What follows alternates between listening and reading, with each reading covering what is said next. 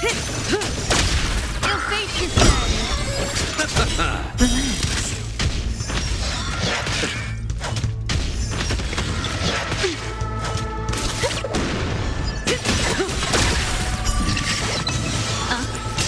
Stand still.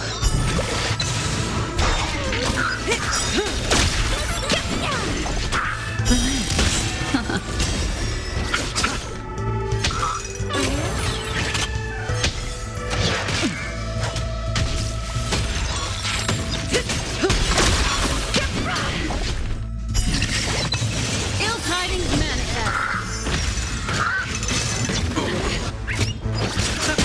Stand still.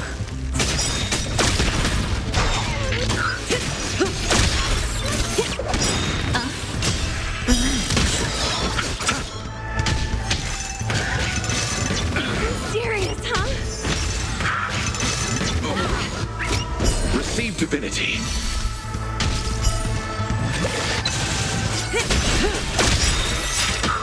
Time to say bye. Boom.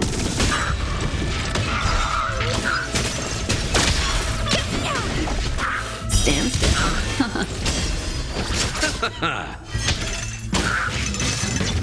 Serious, huh?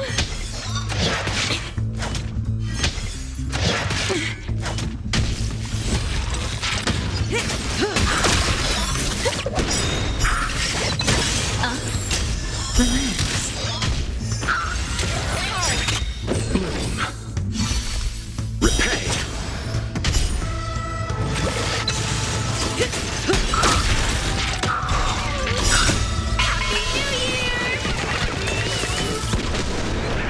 Time to say bye. Boom. Stand still.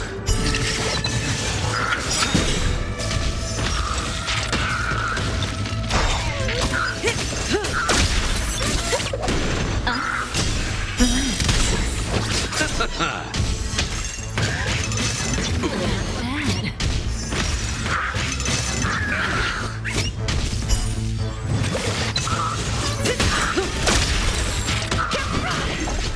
Stand still.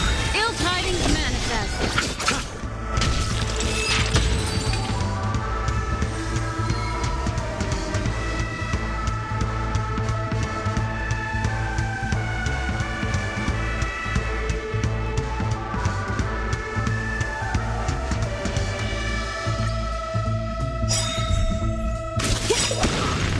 Time to say bye. Boom. Ill fate descends.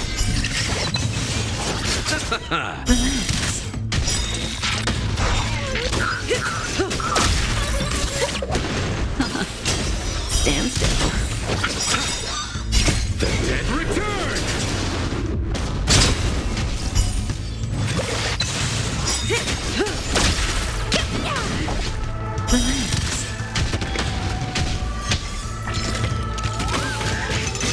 I underestimated you. Ill tidings manifest.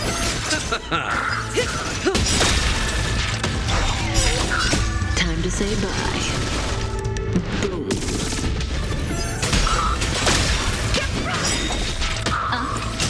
Stand still.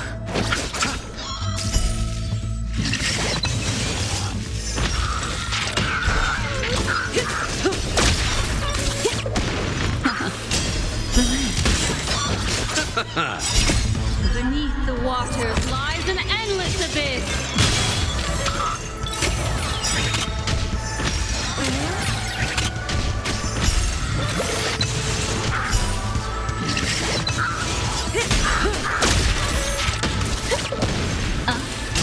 Stand still.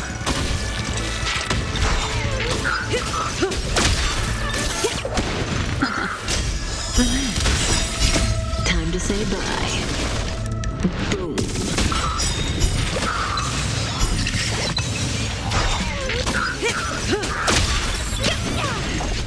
Stand still.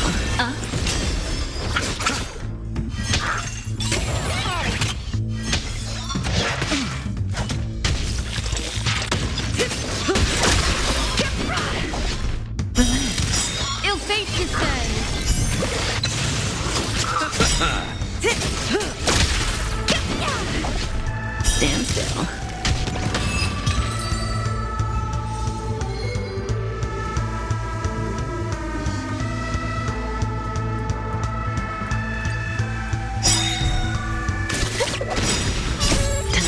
bye. Boom. The dead return!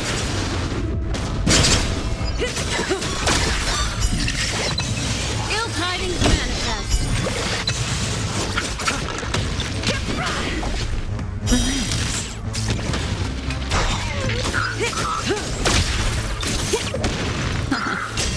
Stand still.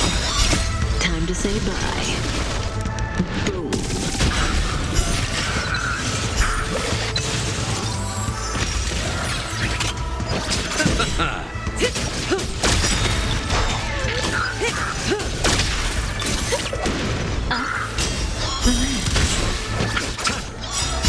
Time to say bye.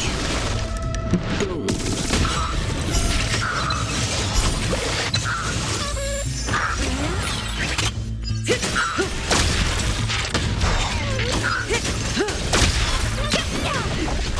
Stand still.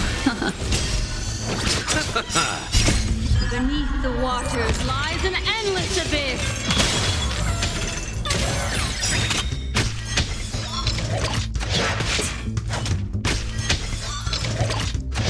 Mind your manners. Repay!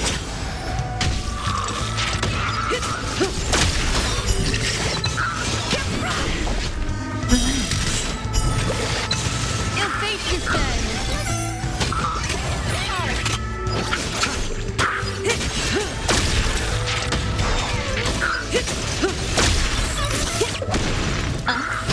Stand still. Happy New Year!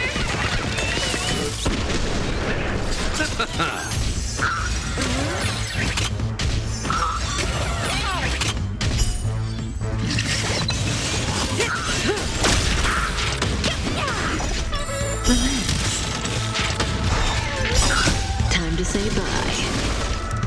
Boom.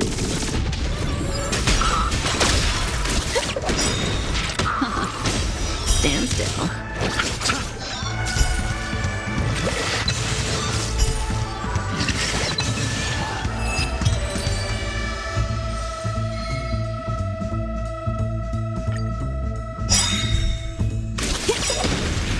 The dead return!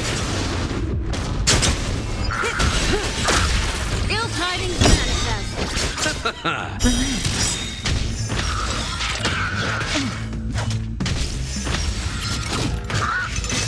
I underestimated you.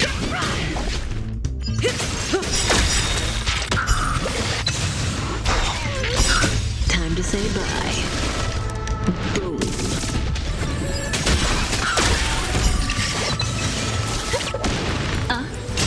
Stand still.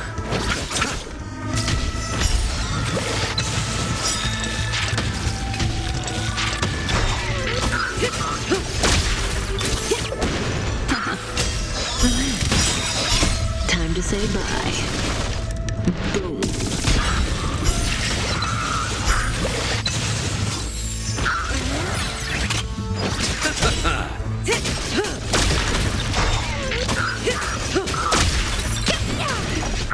Stand still.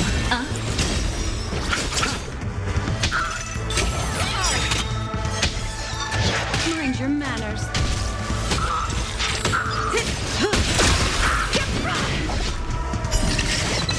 Ill fate descends.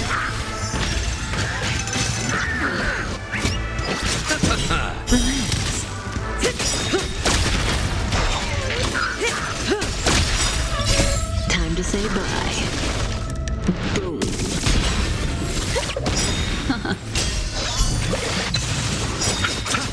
Stand still.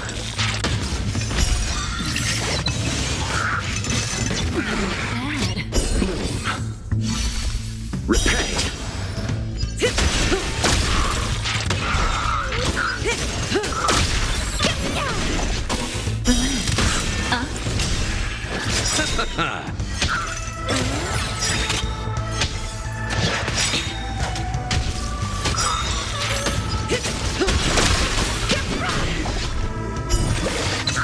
Ill tidings manifest. Stand still.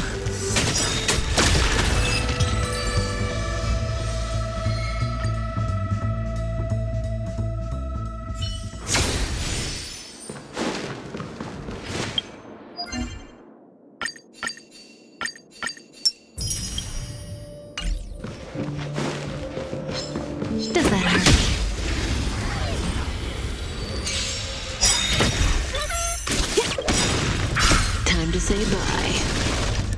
Boom. Ill fate descends.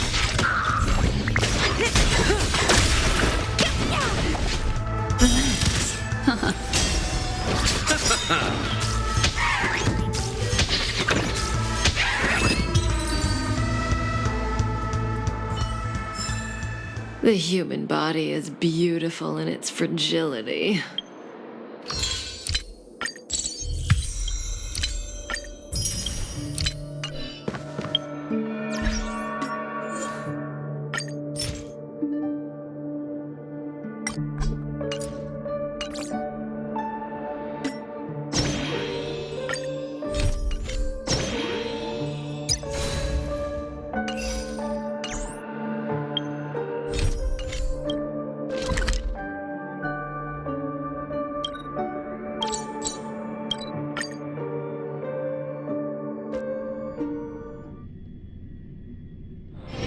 Oh, is that a stain? I like this coat.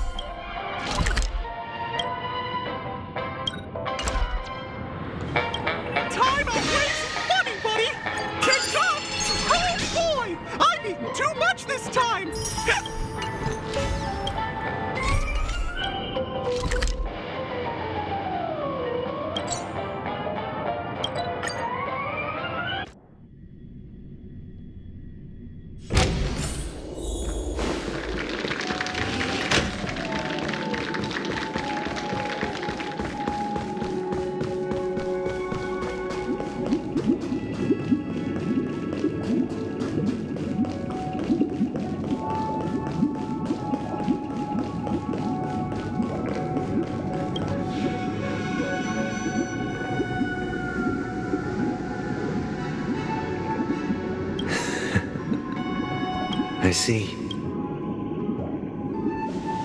I am now aware of everyone's stances. Raising these questions merely serves to illustrate one point. The plight of Penacony cannot be salvaged by the harmony. The true foundation for a sweet dream paradise can only be established through the order, where the strong govern the weak. I know the suffering of being tormented, the turmoil of losing your way, how sorrow and even despair set in when matters don't work out. All of this causes me unending pain, because this is not what happiness is at all. We must teach the weak how to live a happy life. And this life isn't some noble propriety that the upper crust preaches, but in definitive terms, a way of survival that belongs to everyone. So what is your definition of living a happy life? Good question. Human consciousness is fundamentally an illusion, a cage known as self-worth. People lured in by this illusion make mistakes, yet still ask that external influences bear the burden. When one mistake after the next permeates the masses, they become impossible to trace. Thus, the amassing of these individual cages culminate to form a prison, a place dictated only by the rule of survival of the fittest. Nature is always accompanied by predation and sacrifice. Its antithesis is known as order. That is what I want to do. Unite people's happiness under the banner of order. They won't need to make bitter choices any longer, nor face the weaknesses of humanity. they can cast aside their primal instincts to build a haven for mankind. Simply describing thoughts is far too abstract, so allow me to provide a simple example. As you all may know, there are societal norms like weekends and long weekends that exist on some worlds. During these hard-earned rest days, people are given the chance to extricate themselves from the stresses of everyday life, allowing a certain tranquility to return to their souls. And it is only on these days that people do not have to adhere to the law where the strong prey on the weak. They can live out their lives happily during these brief intermissions. It's just a pity that 2 or 3 days are still too fleeting compared to the span of a lifetime. From where I stand, society's ideal system should be 7 rest days. Following Sunday, there should ensue a second, a third, and indeed an infinite procession of Sundays. This should be the face of the new world. Idyllic, eternal, peaceful days. And thus, every person can return to their base selves in this utopia. Some gaze in reverence at the stars, pouring their whole beings into calculating the distance between us and the isolated world of Pagana. Meanwhile, some seek refuge in quiet corners, holding one another, unencumbered by the chains of unwelcome obligations. There would be no need to bear the hardships of reality. Only in this way can humanity face the inevitable end with the purest of spirit, living a life of dignity. This is what it is to live in bliss. Miss Firefly, you who are stricken with entropy loss syndrome, you of all would surely understand this.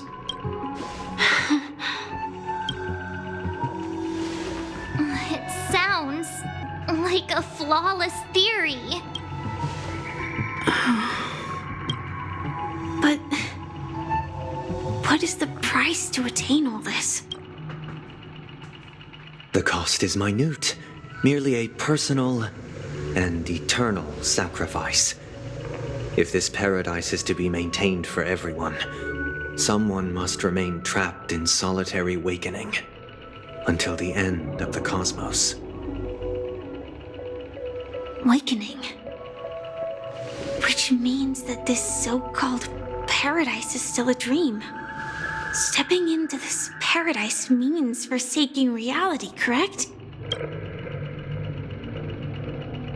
It is not forsaking, but transcending. Flesh, blood, sorrow, weakness. If the physical is the root of spiritual suffering, it is only logical that we defeat it. But in this supposed bliss, people won't have defeated their demons. The chance to overcome their tribulations would be forever lost to them. In other words, it is an escape. That's another way of understanding it. But there is no shame in escape. On the contrary, the seeds of escape exist in everyone's hearts. Don't you agree, Miss Firefly? And as to why we sleep, it is because we are afraid to awaken from our dreams. But this is not in conflict with the grand plan.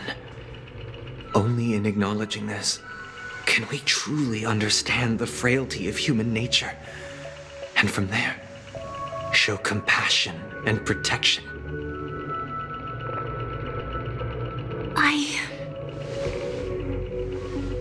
I admit that you are a born leader. Your perspective on humanity brims with pessimism. Yet you express compassion for all, even when your heart pities them. But unlike you, I live for the self. From my perspective, individuals making choices for themselves is their birthright. The want to escape may be innate in the weak. But whether they are weak or not, it is not up to another to decide. Perhaps in your mind, you also view me as weak? Because I don't think so. Since Miss Firefly has said her piece, the Astral Express will also naturally give you our answer. We'll leave it to you. Just as Mr. McHale instructed before. Tell him our choice.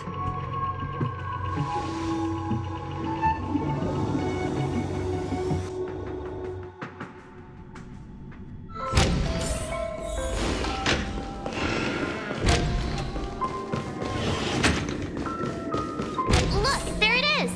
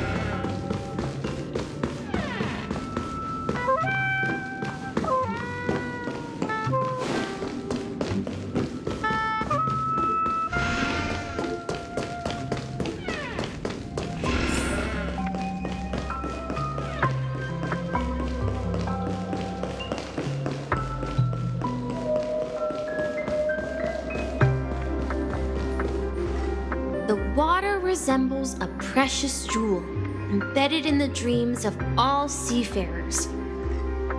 Every time I gaze at the shimmering lights beneath the waves, it feels as though I'm back in this place, standing by your side. Have you recalled anything, Misha? Yeah, I saw these sentences in Grandpa's logbook.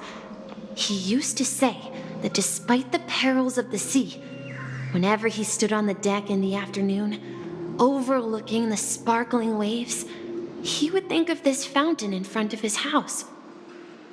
He often said that those moments felt like returning to his family's side, and the difficulties at sea didn't seem quite as challenging. You know, I quite understand such sentiments.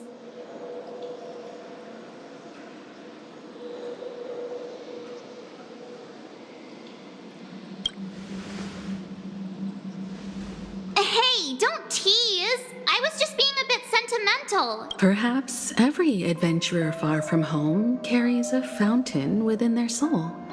Even though the other side of the sea remains shrouded in the unknown, the fountain in front of his house serves as a compass, leading him back to his cherished ones. Yeah, while Grandpa was at home, we would stand by the fountain and place the compass, a toy boat that I made, into the pool. Back then, I would ask him when I could go on adventures like him, and he would always laugh and say I was still too young. It seems this Mikhail is truly a seafarer and has nothing to do with the watchmaker. Yeah, based on Misha's recollections, the scenes in the dream bubble appear to be his childhood memories. But this raises more questions. According to Misha, he was clearly born on an oceanic planet and led an ordinary life, with no connection to Penacony at all. Could this be some sort of metaphor? Perhaps the sea refers to the memory zone. I'm sorry. I don't know, but my memories keep pouring out uncontrollably, like water flowing from a fountain. Perhaps I'll remember more things if we go further. Share your burden.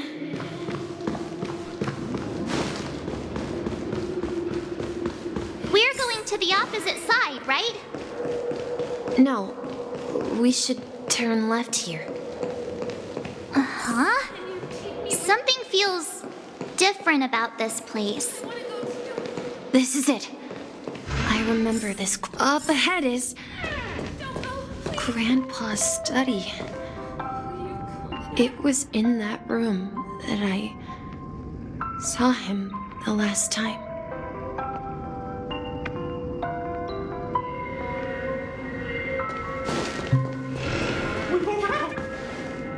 The atmosphere in this room feels totally different. Misha! You finally come! Clocky! You're here! Yeah. This is the room where we first met each other. Are those books on the bookshelf logbooks left behind by that seafarer? Yeah. Whenever he came back, he placed a logbook on the bookshelf in his room. They contain records of his expeditions to every corner of the world. He described our world as a fountain. At some point, the sea started to gradually swallow up the land where people lived. To ensure that everyone had land to settle on, he had to continue exploring the sea and search for the source of the rising seawater. On that day, he called me to his study, telling me that he was embarking on another journey. However, I could sense the gravity in his expression. It was the same look I had seen on my father's face before his final voyage. I asked him if I could go with him, but he said that my adventure lay elsewhere and told me to stay home and patiently await a certain sound at the door. What sound? He told me about a vast ocean in the sky, an ocean of stars. He spoke of a train that transports children with a desire to venture far away, traversing the sea of stars without ever stopping. He said that he knew the crew on the train, and that he had asked them to take me along. He said the journey I had always dreamed of would start there. A train? Could it be? It's the Astral Express. I remember now. Grandpa's friends are a group of nameless who came to this world to resolve a disaster caused by a star. Then, he gave his pocket watch to me. It was his cherished treasure, appearing in every one of his adventure tales. He explained that difficult times were ahead, but assured me that the watch would guide me. He said, as long as I kept moving forward, I'd eventually reach my desired destination. And then, it was as if I heard the distant sound of a train whistle echoing throughout the room. Exactly, Misha! And then we followed that whistle, didn't we? Yeah. I think I can still find the way we took back then.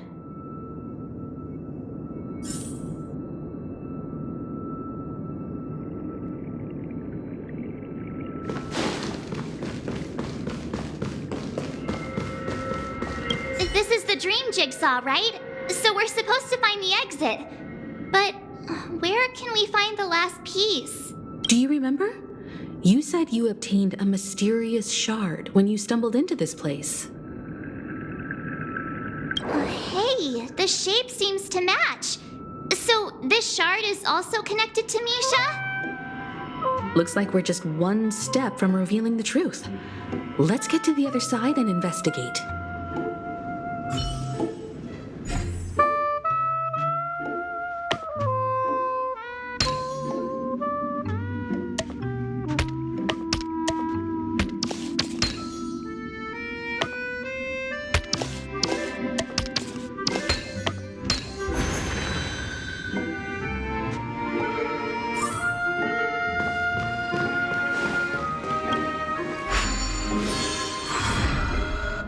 This is it.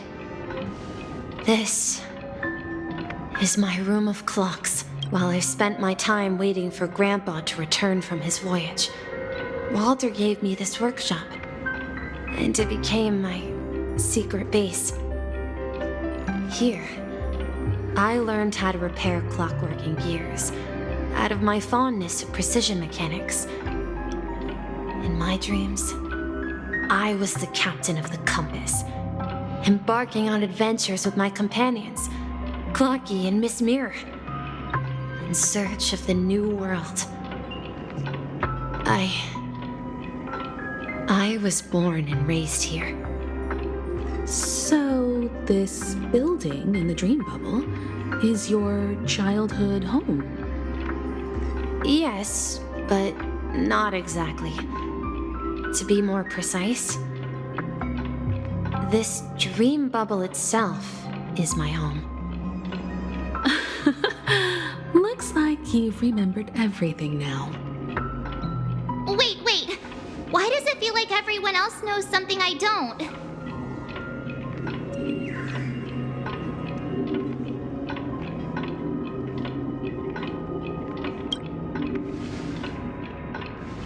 Marge, do you remember when she mentioned the clocky that only she could see?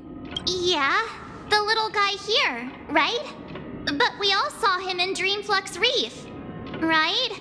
And Mr. Yang even greeted him. Looks like everyone on the Astral Express has a childlike spirit. The answer lies in the Astral Express.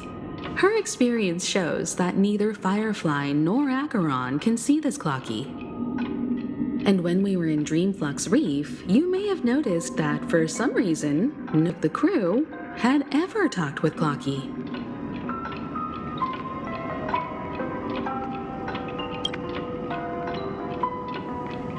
A mimetic life that can only be seen by a select few. It's just like a hidden message left by someone for the nameless. But Misha can see Clocky too, right? They even grew up together. But Misha hasn't started the way of the Trailblaze yet. That's the key to the mystery, March.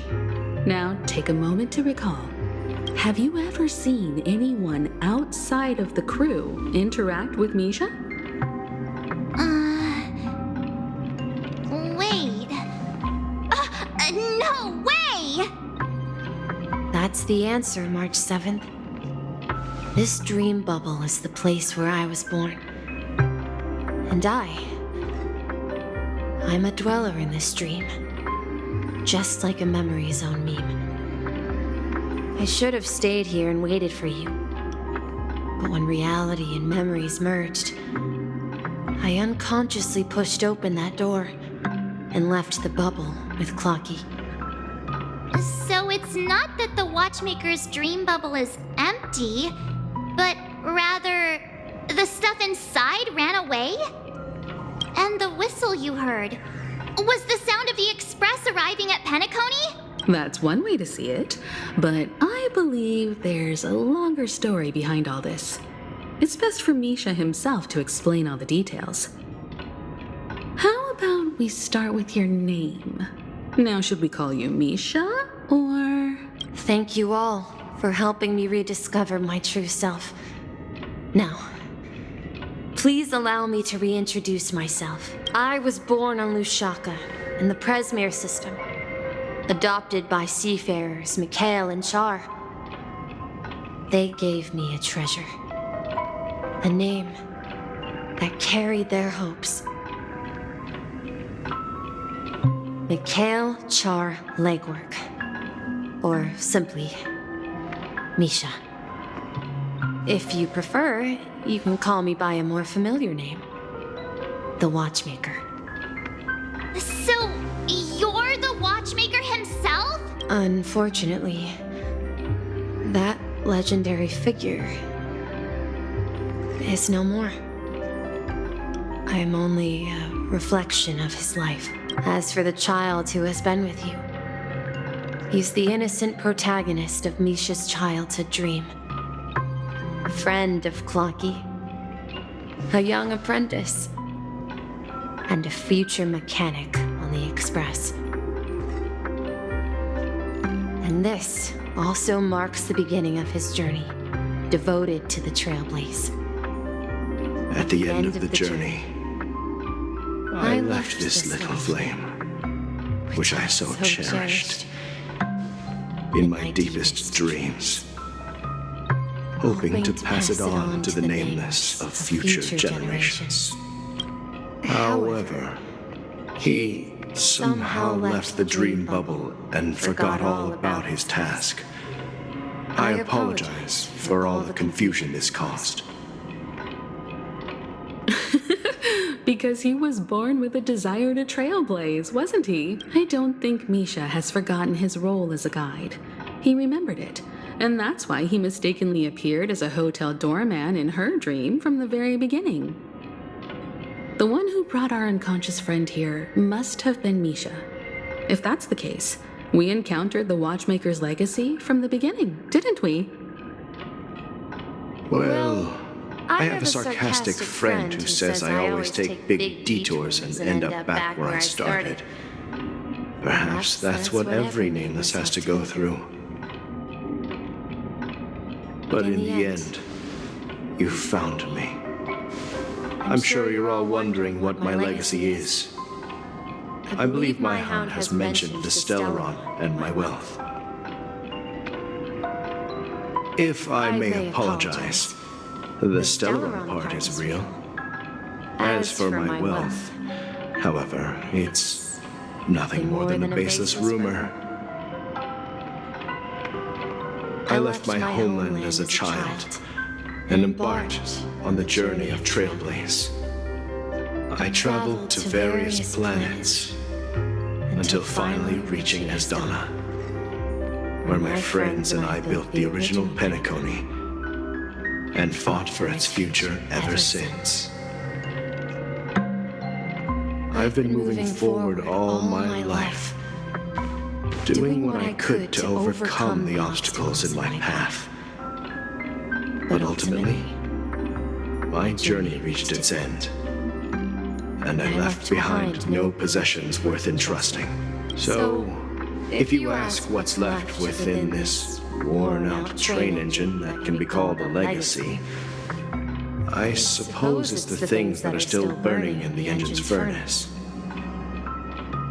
Now that you're well aware of the current situation of Penacony, I certainly hope that you'll help me get this world back on track. But I'll leave that decision to you, for the path of Trailblaze is never paved by others. All I have for you is a story and 2 gifts. I want to give you my pocket watch. It has accompanied me throughout my long journey, guiding that naive child forward, and has been blessed with the presence of so many great people up to this day. And my hat, too. The one who navigated for me placed it on my head and planted a fanciful thought in my mind. The trailblazing expedition will never end. Now, it's time for you to make your choice.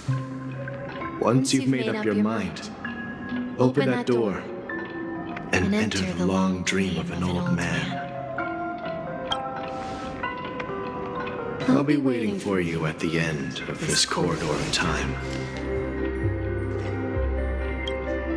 All right, everyone, let's make a decision. Although I don't think anyone will have any objections.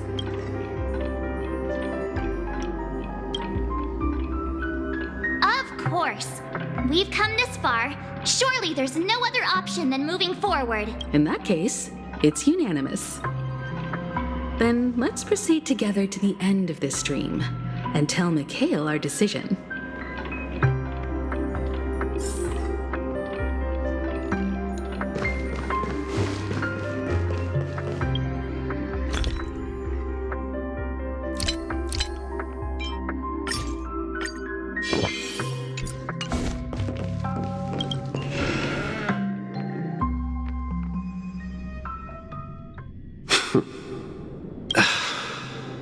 Mikhail, where are you going? Someone has to step up and save Luocha. So why can't it be me, Misha? Please don't go. And if you must, please take me with you. Don't leave me alone. Even without me, you know how to proceed forward, brave Captain Misha. The compass is waiting for you. Haven't you always wanted to be a better adventurer than me? Now go, board that train and start your journey. Where are you going, Mikhail? I'm going to clean the floor in the parlor car. I've promised the conductor. Wait, first tell me, did you fix this watch? Yeah? I know what it looked like before. Its chain was broken, the back case torn, and the marks on the dial all worn out. How did you manage to fix it? Well, it's hard to explain, but I knew it could be fixed. It's the hands, Mr. Amundsen. Its hands were intact and pointing in the right direction, so I knew there would be a way to fix the rest. I see. You'll work with me from now on. Haven't you always wanted to tinker with this train? You're its mechanic now. As for the conductor, I'll do the talking. But I only know how to fix watches. Don't worry. You've got what it takes. I'll teach you what you need to know. Where are you going, legwork? It's time to head to our next stop.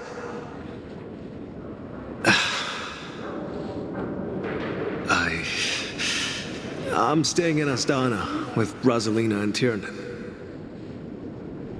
I see. This place reminds you of home.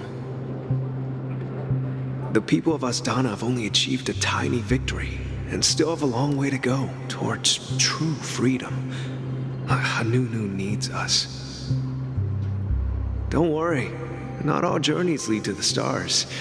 Even if I leave the Express, our path of Trailblaze will continue. Yeah. I knew you wouldn't stay on the Express forever. Leave in peace, my friend. And, take this with you. This is Mr. Amundsen's hat. But why? When he departed, he said he would leave it to his best student. Well, I suppose the time has come. Farewell, legwork. Take care of Tiernan and Rosalina. And don't forget to write to us. Where are you going, watchmaker? Don't worry, Micah. Just going on a little trip. Someone has to be at the forefront of the interstellar frontier, and I'm the only former nameless in Penacony. So why can't it be me? Because you're all we have. Have you forgotten about Tiernan? The cosmos is way more dangerous now. What will happen to Penacony if we lose you too? But what will happen to Penacony if we don't find a way out? Ah, Tiernan. How could I ever forget him? I've spent countless sleepless nights asking myself why I didn't go with him back then. We Nameless won't stop. Don't worry, Micah. It's just a matter of getting back to my old profession. Just wait for me to come back. But if, and it's a big if I don't come back in one piece, then you'll become the next watchmaker.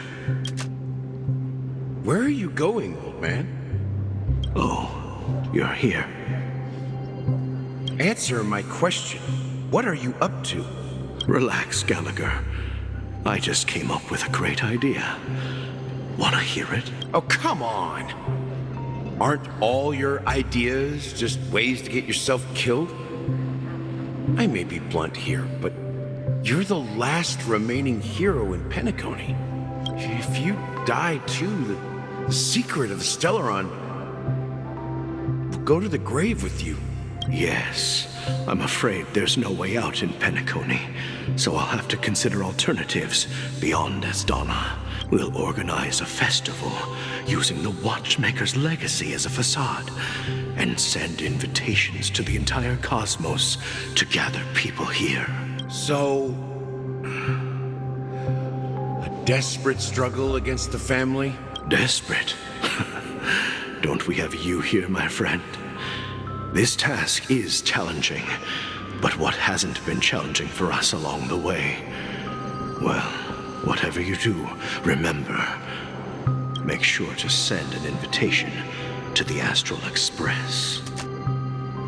Misha! Where are you going? Oh, it's you, Clocky. Take me to Dreamflux Reef. Last night, I had a long dream about the day we met. I want to write down that dream. Write it down? Why? Oh, so I won't forget it. Do you remember how you got your name, Clocky? Of course! You told me that when you were a kid, you lived in a room full of clocks. Those wall clocks and pocket watches grew up with you and were your best friends. Yes, but what I didn't mention was there's a funny misunderstanding behind it. I was a kid, and there was always a special pocket watch in my memories. It was with my grandpa, guiding him on his sea voyages and leading the way in his every adventure story. I wanted to have a pocket watch like that too. And that's when you appeared in my dreams. Yeah. Every night, we boarded the compass and set sail together. But you know what? It wasn't until the day my grandpa gave it to me that I realized it wasn't a pocket watch at all. It was a compass. So, your name should have been Compassy. And the Watchmaker is just a nameless.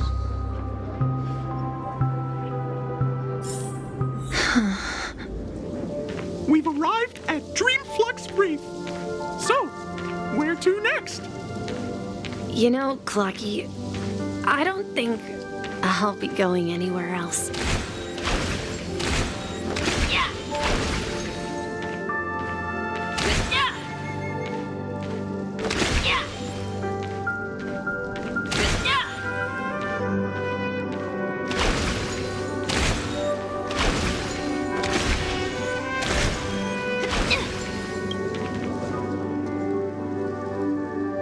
Traveled far enough. It's time for a little break. Oh. So, we'll set out again. When you're rested? No. I'll stay here. And then, this is where it ends. This is... where it ends? What do you mean, Misha? You told me that the trailblazing expedition would never end. Yeah, that's what I said. So now, it's up to you to decide your next destination. My next destination? What's that supposed to be? I've been following you, Misha. You're acting weird today. If you're feeling down, we can just do what we usually do. With the clockwork. No, I'm not feeling down. As for clockwork, yeah, It resolves all problems in this dream. So, do you know what clockwork actually is? I'm not quite sure. Well, everyone gets lost at times. They may hesitate and doubt which way to go. That happens in this dreamscape and beyond. But don't worry. Everyone goes through moments of uncertainty and hesitation. Eventually, they gather the courage to make bold decisions, whether it's calming, joyful, angry, or sad. All they need is a little nudge to take that step toward where they truly belong. I'm leaving that little nudge with you, and I hope you'll share it with others. Such is the essence of clockwork, the will of the Trailblaze. Clocky's hands spin around non-stop, indicating confusion, frustration, and weakness. But ultimately, people still need to move forward. Just like your hands, always pointing ahead. This is where my journey ends. From now on, it is your path to walk. Trailblazing means taking paths your predecessors forswore and venturing even further. The Penacony in Mikhail's dreams does not belong to order.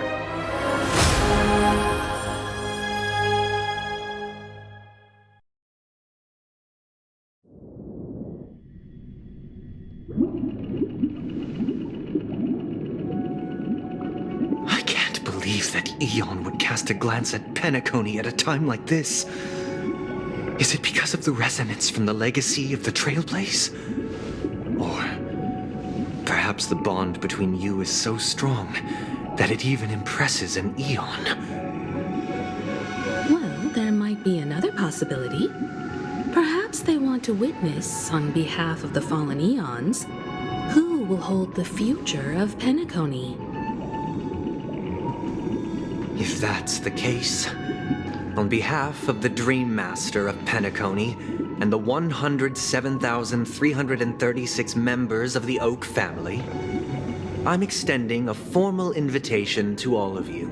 I'm cordially inviting you all to the Penacony Grand Theater to participate in the upcoming Charmony Festival.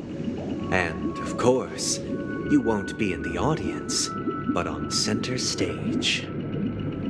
Since the future of the Stellaron, Penacony, and even the entire cosmos is at stake, let's draw a conclusion there, in all fairness. If you truly believe in Akavili's path, then show me their courage and determination.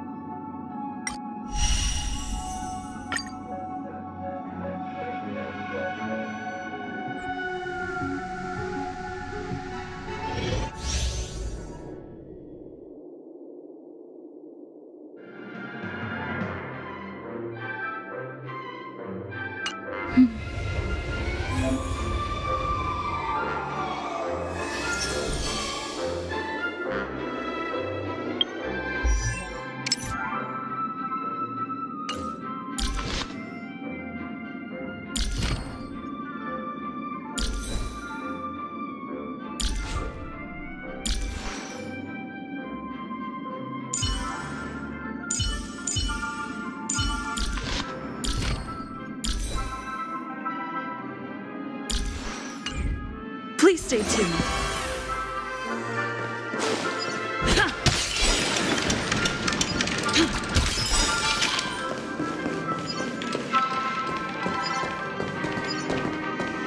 We need a strategy. Please Stay tuned.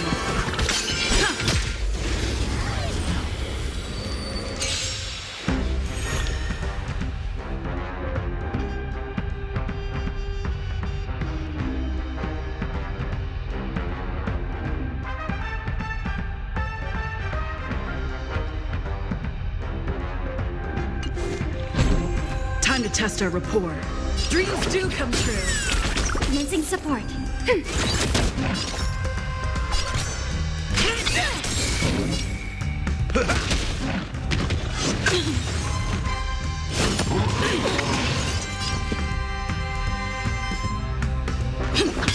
Enemy targets detected.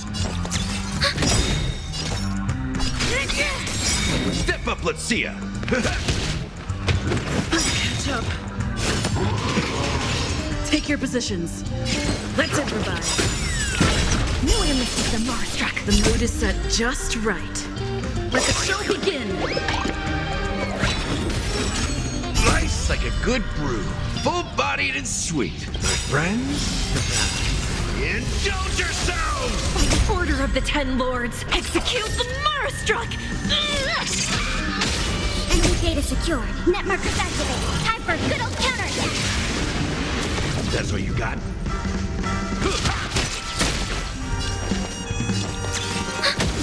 Do you admit this crime? Dreams do come true.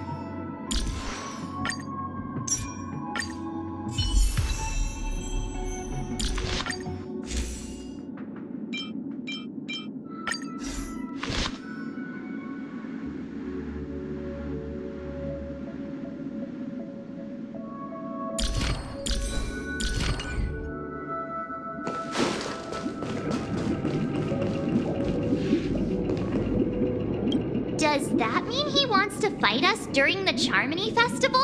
I'm afraid so. This is weird. Aren't Arc villains usually plotting some dirty conspiracy in the end? But he actually said something like, "In all fairness." Could it be that he's underestimating us? Well, in my opinion, Sunday is deeply committed to his own philosophy and genuinely wants to prove that the Order is right. I sensed a strong conviction and a desire for dominance in him. Maybe he won't accept the outcome unless he wins fair and square. That's why he'll give it his all in the upcoming battle. Yeah, you're right. We've even dealt with a Lord Ravager of the Destruction, so a follower of the Order won't be a big deal. Anyway, we can't leave the Stellaron unchecked. This is about trailblazing a bright future for Penacony and fulfilling Mikhail's and his predecessors' long-cherished wishes. Now that we've taken up the mantle, we can't afford to fail them. However, the same applies to the Order. Their plan didn't materialize overnight, and they have the profound collective consciousness of the planet of festivities behind them. A desire to dream, to slumber and escape reality. All those hidden emotions have given birth to the sweet dream of the Order. They've harnessed the will of an entire planet to create an eon. This confrontation is far more complicated than a simple power struggle.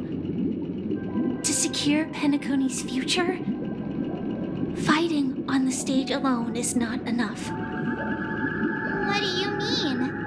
Are you not coming with us? I believe Firefly is trying to say that she's heading off to another battle.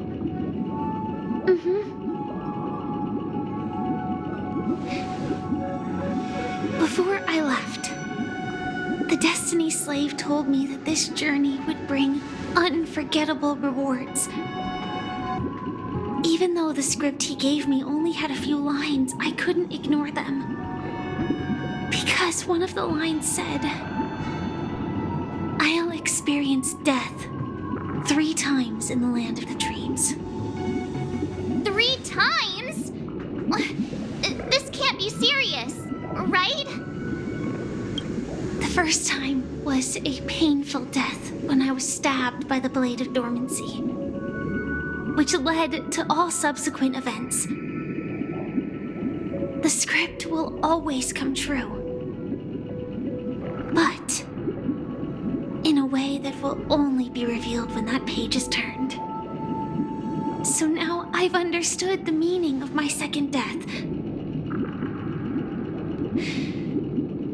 And I am prepared to face it. If all goes well, my efforts will provide crucial support for you. Only by achieving victory in this battle can we secure a future for Penacony. And only then,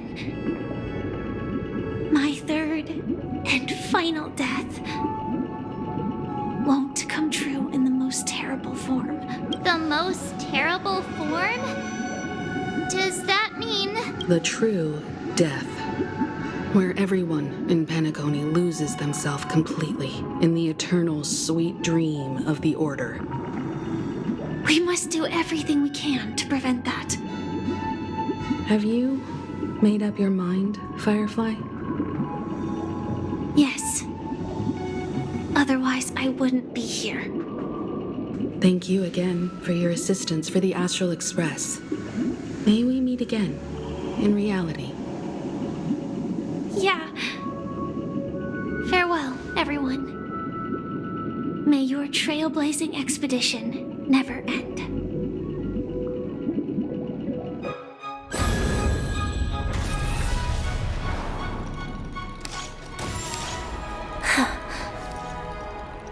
I dreamed of a scorched earth. Everyone, are you ready? A new shoot sprouted from the earth. It bloomed in the morning sun and whispered to me.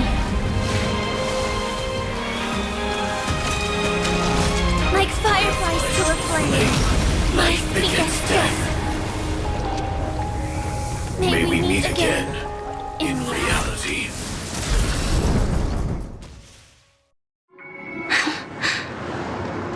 After today, Japella's name will disappear from cosmic history, and the Everflame Mansion will take its place. In the not-too-distant future, you'll receive an invitation.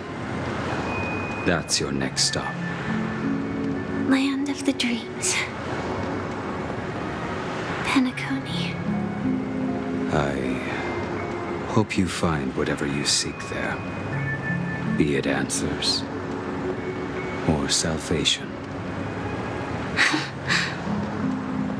You mean my 3 deaths? Silverwolf told me about it. It's such a shame that it's not part of my script.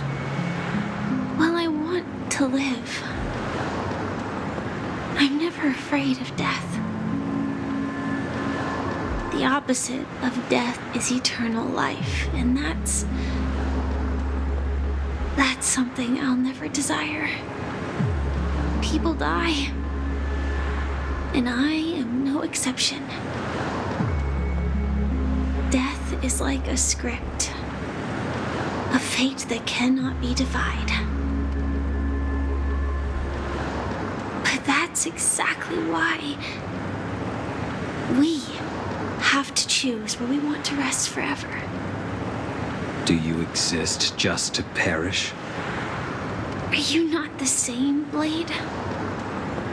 The end you desire is not one dictated by others. If I were to die now, I would only be a weapon. I believe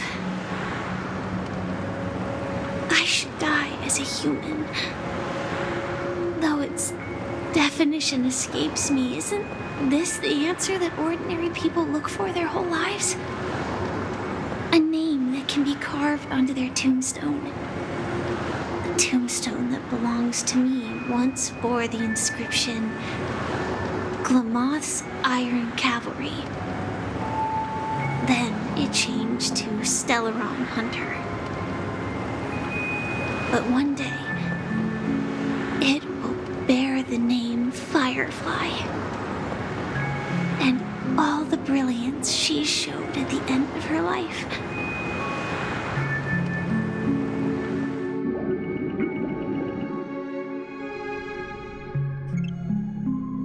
That's quite unexpected, old man.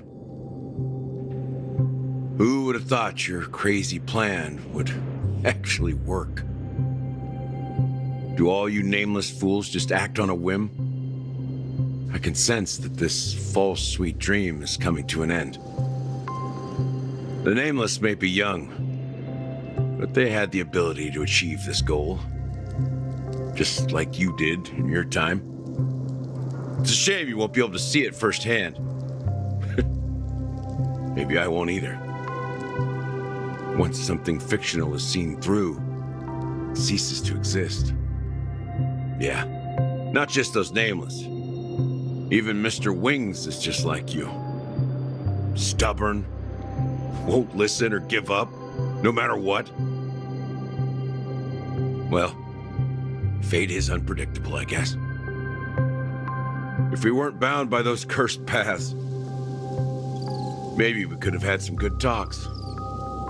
But in the end, we managed to do it. And now we can find solace. Remember how those idiots cursed us? They said, "Go to hell, you worthless traitors." Well, I don't know if they really meant it, but if longing for freedom means going to hell, then I'll be joining you soon, you old fool. Let's get together and have supper again in hell. Oh, I almost forgot. There's one more thing. Here's to you. A glass of hello and goodbye, Trailblazer. To the imperfect tomorrow.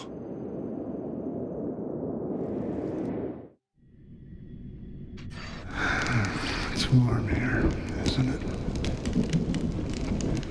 You're lucky to have found shelter from the rain, let alone fresh berries in this desolate place. I was just following the scent of life. It's particularly strong in a place like this. It's a shame these berries don't have much flavor. Seriously?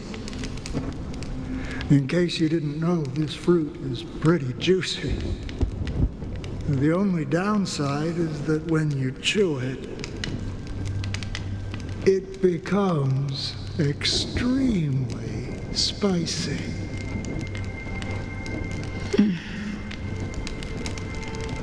Have you lost your sense of taste? I can still taste certain things, like a faint sweetness. Before coming here, I stopped by a place called Orkron. It had barren cliffs and nights lit by bonfires. Burgundy snow would fall from the sky, and when it landed on my tongue, it tasted like raspberries. The flavor wasn't exactly sweet, but it left a lasting impression. When I think back on my past, I realize that what's tying everything together isn't the big events, but rather these small yet unforgettable moments. Don't worry about it. Losing oneself is a reality that every self-annihilator must face. At least I haven't completely lost my senses and memories yet. Well, congratulations on adding another footnote to your journey. By the way, are you always alone? No, I had a companion in Orkron. She's a short, nameless girl who aspired to explore IX. She always said she'd walk a path deeper and farther than Akavilis. Quite an ambition for such a small girl. So, what happened? She became stagnant water. Well, my condolences. Condolences. I don't need them. The girl left with a smile. She never regretted her choice and most definitely wanted me to say goodbye with a smile. So, that's what I did. That's proof that you're grieving for her. Or perhaps I'm just afraid. Afraid? I rarely sense that emotion from you. What do you fear? I'm afraid I'll forget the 30 days I spent with her, just like all the other days in my life. Most of them have already washed away with the rain, disappearing into an unseen realm. I fear that those vivid red memories will fade away too. There isn't much color left. And besides this faint, warm red, there's almost nothing. Hard to imagine. A ranger accustomed to bloodshed, destruction, and chaos finding warmth in the red color. Because I have experienced this warmth many times. Long ago, I promised someone that I'd bring it to more people. And that for every remaining moment of my life, I'd strive for a better ending for all. As long as this red color still lingers, I have a chance to fulfill that promise. It represents a burning fire, a blooming flower, the berries in this cave, and life itself, fleeting yet still dazzling. In the end, it will lead me beyond the horizon of existence. And on the other side, I will cut off nihility. The one blessed by the sleeping and shapeless is considering how to kill them. That's truly pure nihility. But you're right about one thing. After spending so much time near this stagnant water, only when I look at this vibrant red fire do I realize that I'm still alive. When will this rain ever stop? Perhaps when the sorrows of the departed have finally quieted down, the sky will clear up.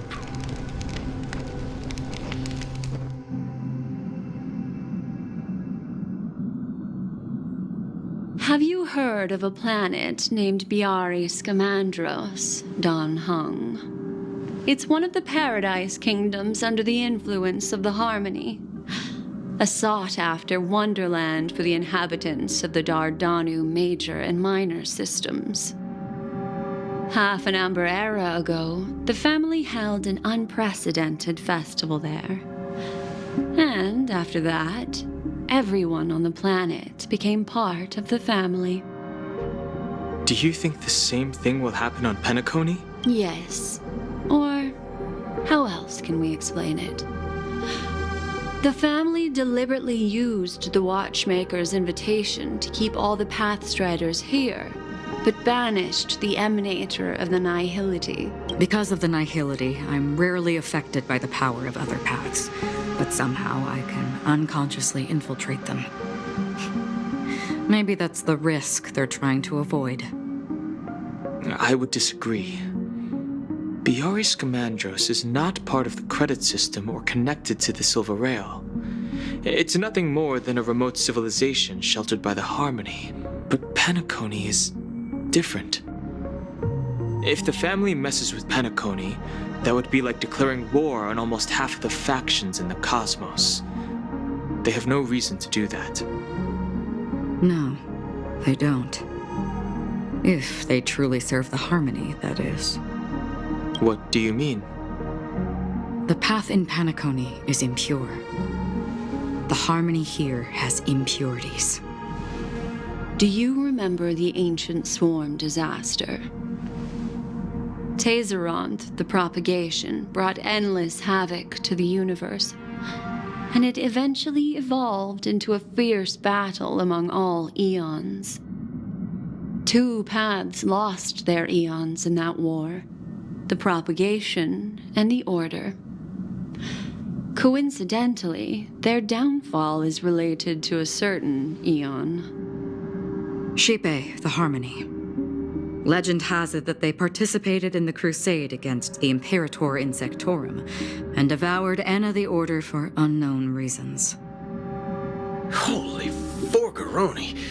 So you're saying that the 2 leaderless paths are working behind the scenes? But I don't see any descendants of the propagation in Penacony. Could it be that the remnants of Beyond the Sky Choir are hiding within the family, trying to resurrect a fallen eon? I can't say for sure, but they're definitely planning something for the Charmony Festival. Now, this is getting way too complicated. Is this why you want us to leave Astana right away? Are you giving up? The Charmony Festival will start soon. There's one thing that I need to confirm no matter what. A warp jump is the best way to do so. Time is running out. I have another plan.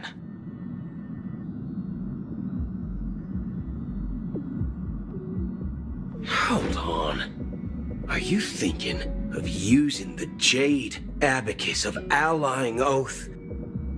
Exactly. The assistance from the Lawful Cloud Knights would be enough. Think it over carefully. You can only use that once in your lifetime. I have considered it thoroughly. My companions are... they're also once-in-a-lifetime treasures.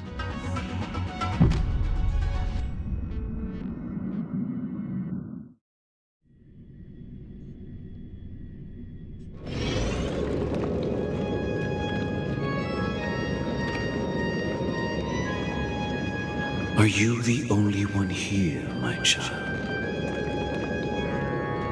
The Nameless is quite the diplomat. Our secrets have spread like wildfire within the family.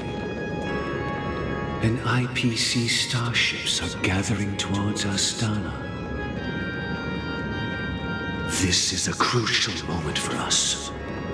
So, where is the chosen one who harmonizes the varied sounds?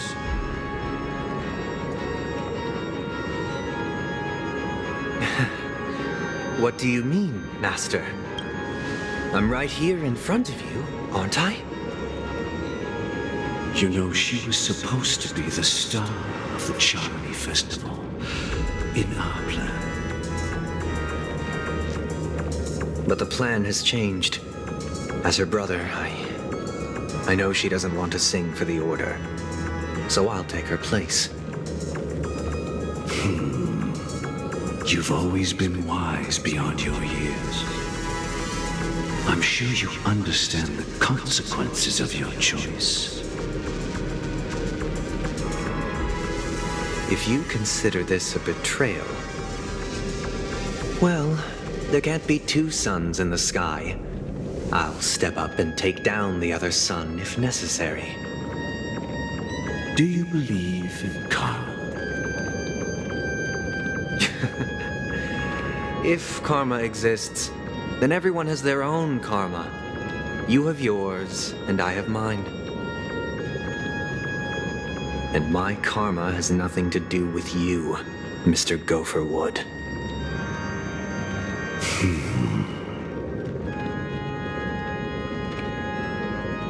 All right. Since you're willing to sacrifice yourself for her, I'll grant your wish. Well, the compromise came sooner than expected. Why? You and your sister were born as twins of the Order. And one of you is destined to follow this path to the end.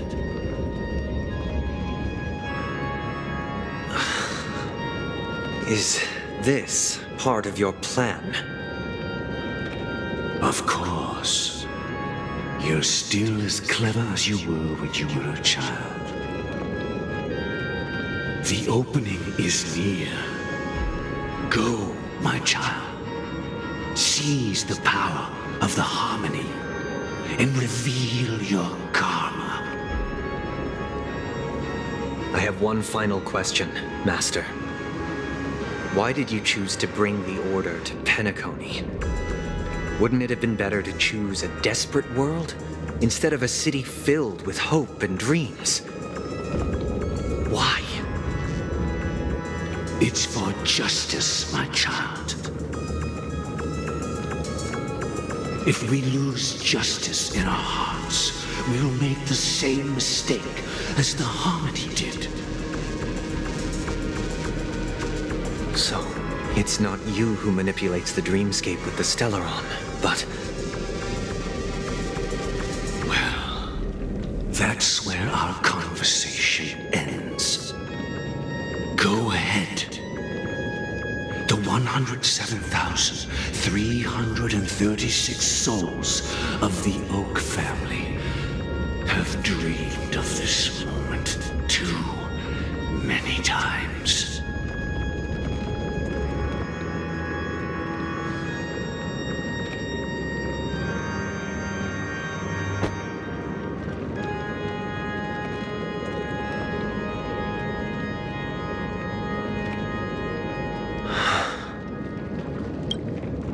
I shall ascend to the heavens, becoming the scorching sun, bathed in my light.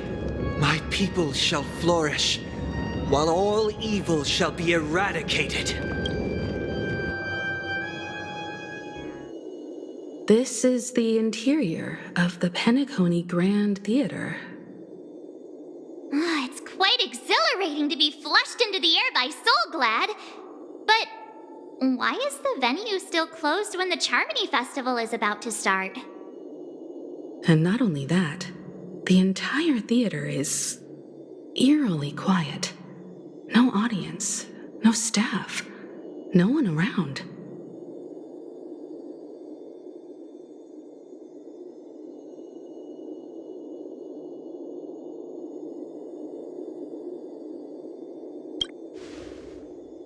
Even if we're late, a grand theater like this shouldn't be completely empty.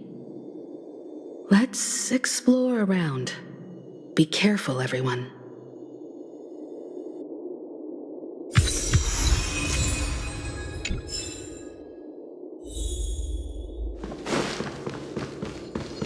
Does that hurt?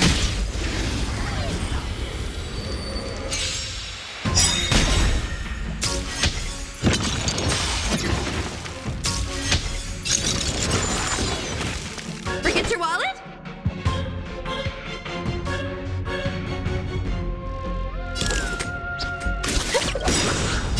Time to say bye. Boom.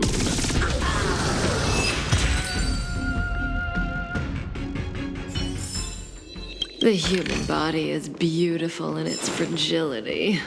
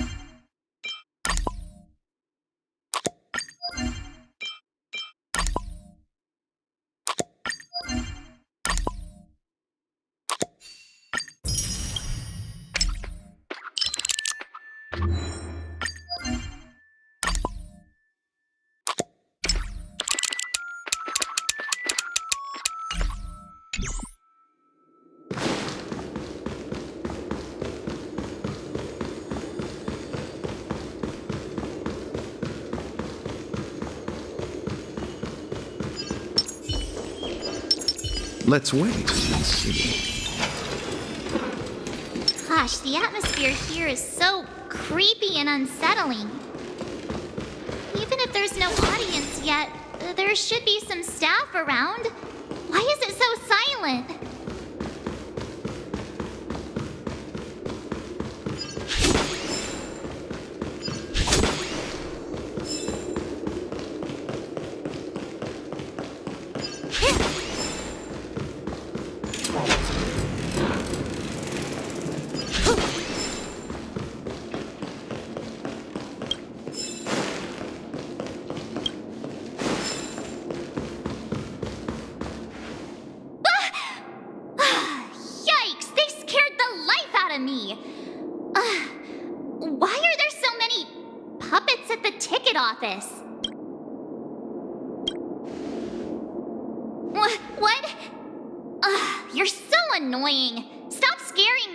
Are these puppets part of the stage setup?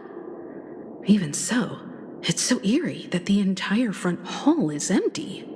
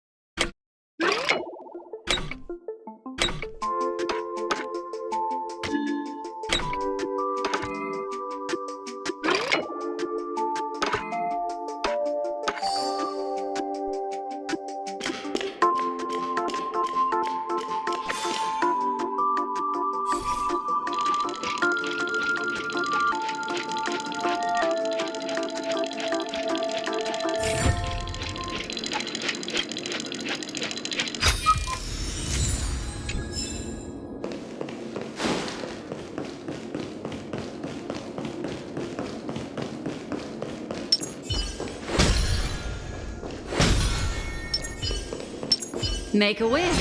Does that hurt?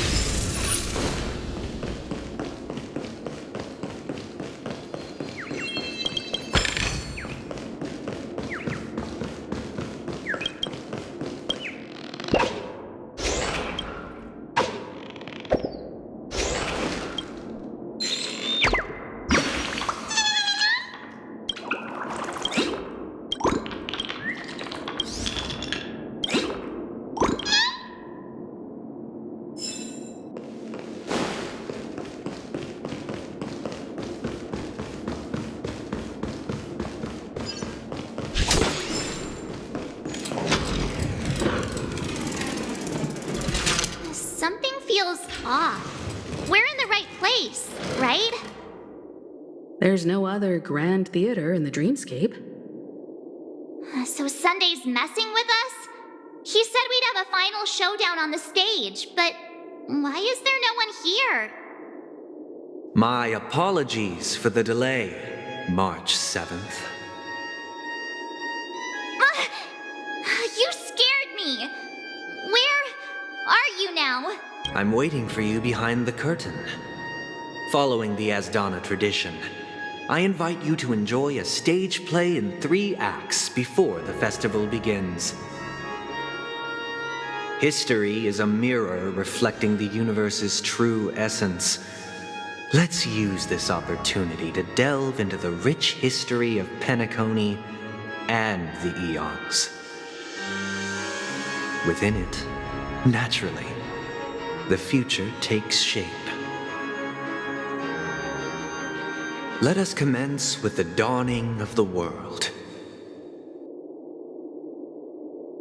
After the Dusk Wars, darkness veiled the sky, and chaos consumed the earth. Enna the Order emerged, destined to restore all existence. That marked the first day.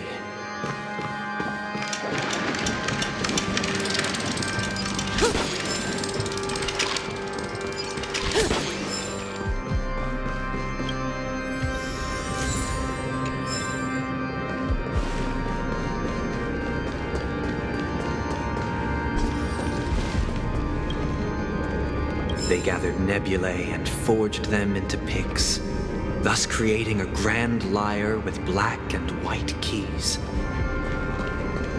Strike the white keys, and the sun rose. Strike the black keys, and the moon rose. And so, the cycle of day and night arose. That marked the second day.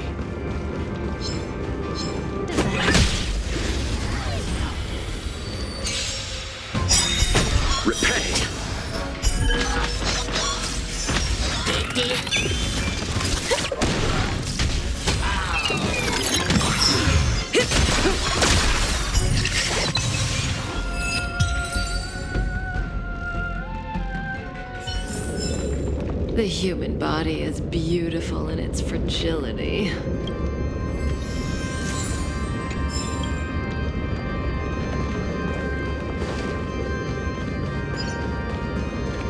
Does that hurt?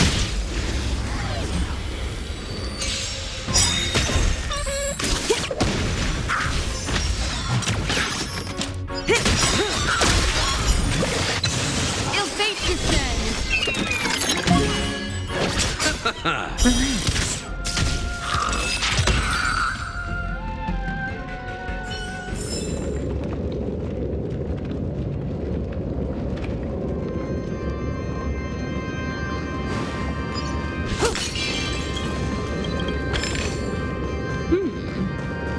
We can use it.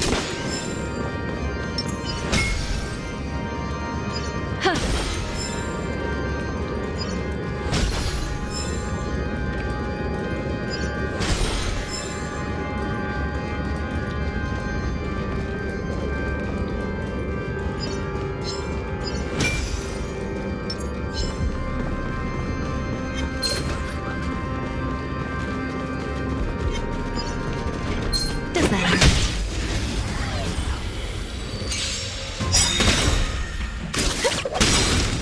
Time to say bye.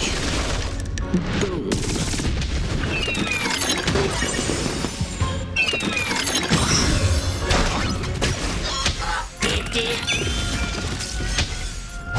Mind your manners.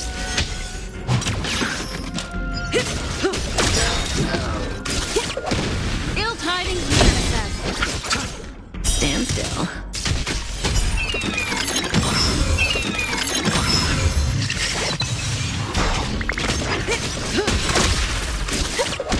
Ill fate descends.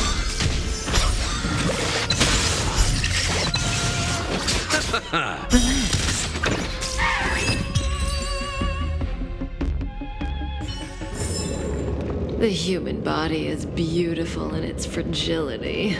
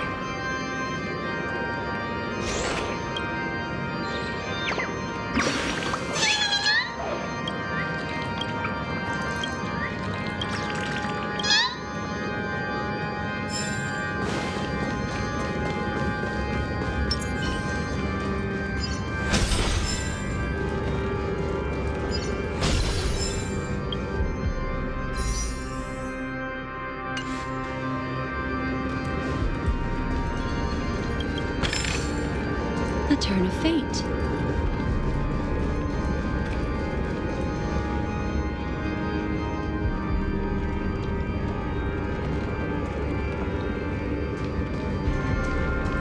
The puppets are gathering around the frame.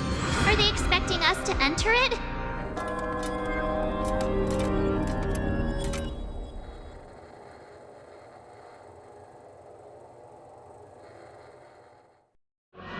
Where are we now?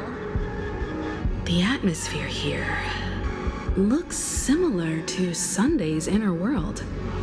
Perhaps this so-called stage play is created with his abilities. This act is named Ode to Prisoner. Given the atmosphere here, I believe it's about Penacony's past. I thought things were finally looking up as I managed to dodge prison during my recent trailblazing expeditions. But now it looks like I'll be back behind bars again.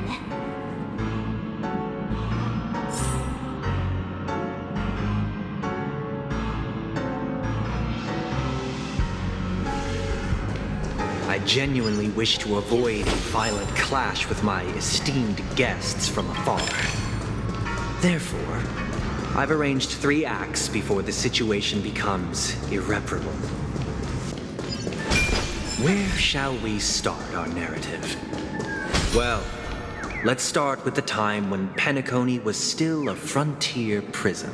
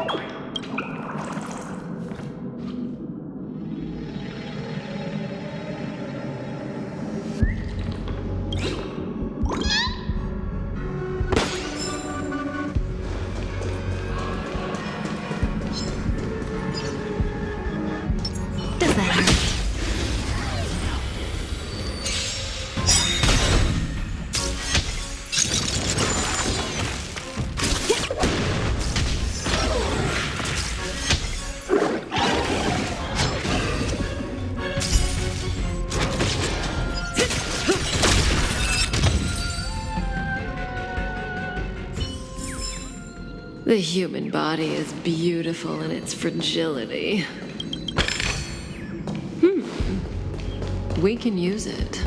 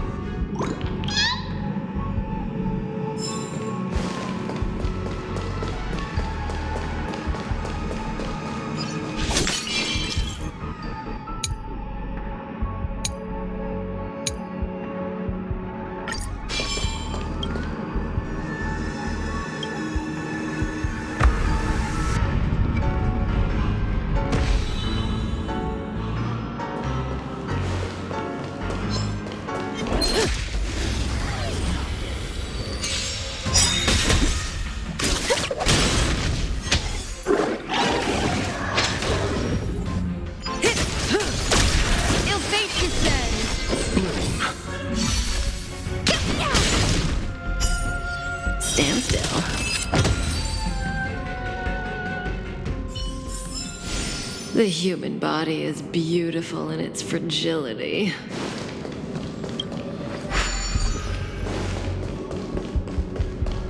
In 2147 AE, a prisoner named Hanunu ignited a struggle for liberty and emerged triumphant. IPC referred to it as the War of the Frontier, while the Asdanians dubbed it the War of Independence.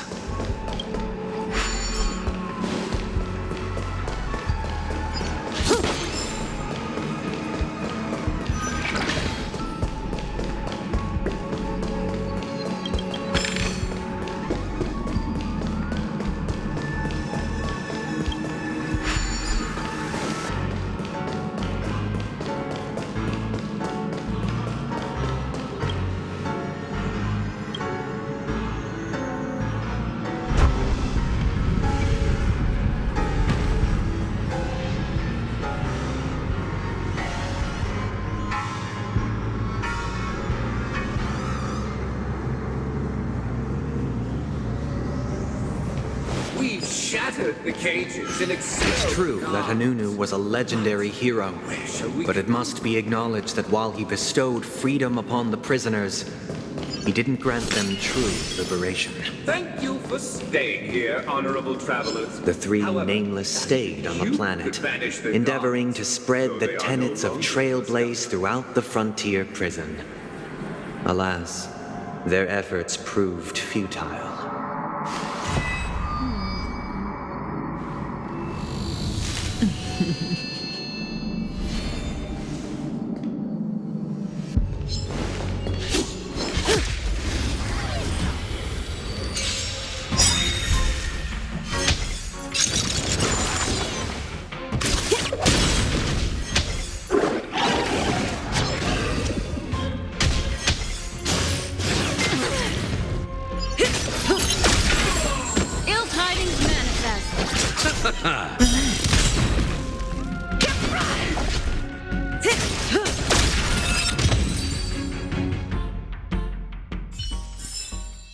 The human body is beautiful in its fragility.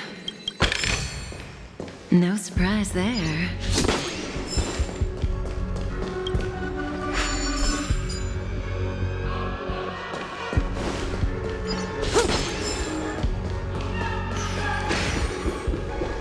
Let's build another prison. Once again, Asdana was engulfed in war. This time, the enemies originating from within. The prisoners remained prisoners for the rest of their lives, fighting for freedom rather than living for it.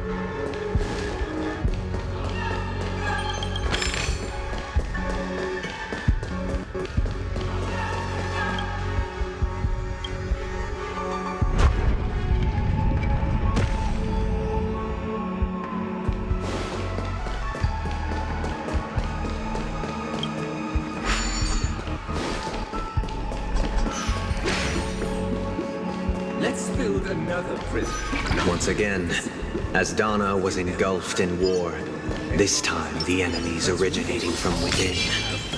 The prisoners remained prisoners for the rest of their lives, fighting for freedom rather than living for it.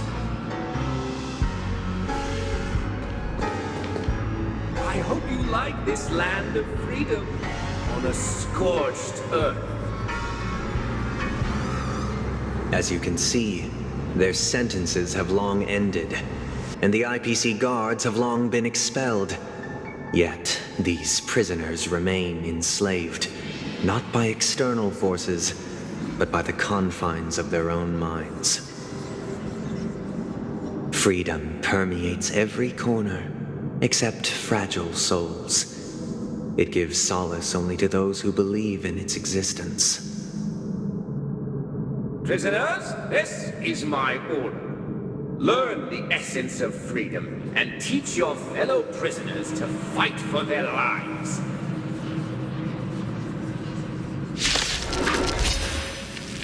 Hey, why do we have to fight while enjoying the show? Time to say I desire not only your enjoyment, but also your assistance in the completion. I underestimated you.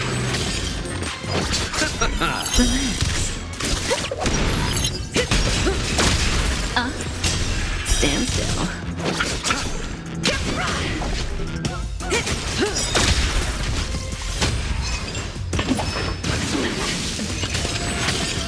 It'll face descend.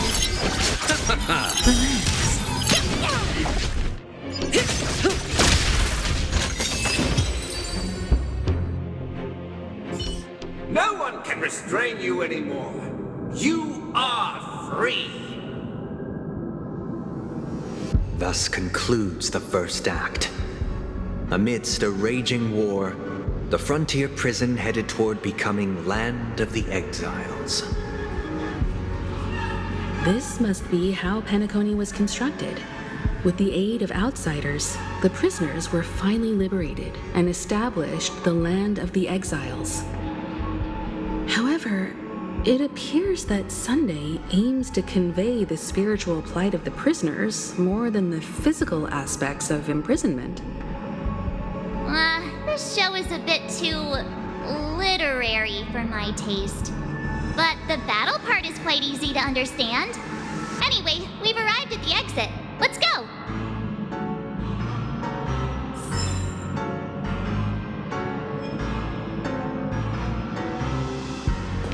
These puppets. Where are they guiding us this time?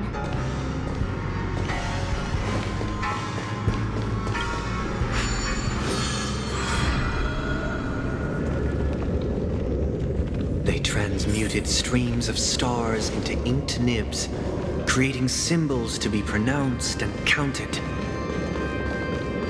They molded stardust into flowing rivers, assigning the righteous upstream and the unjust downstream.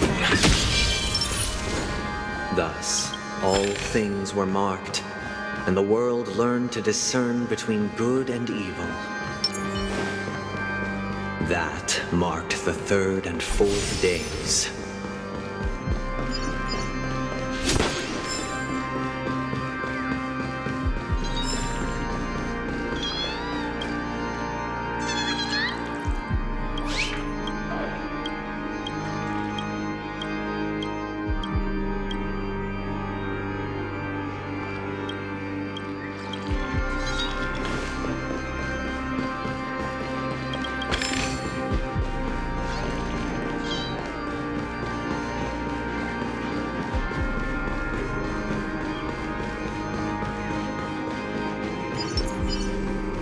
Let's wait, since... Make a wish.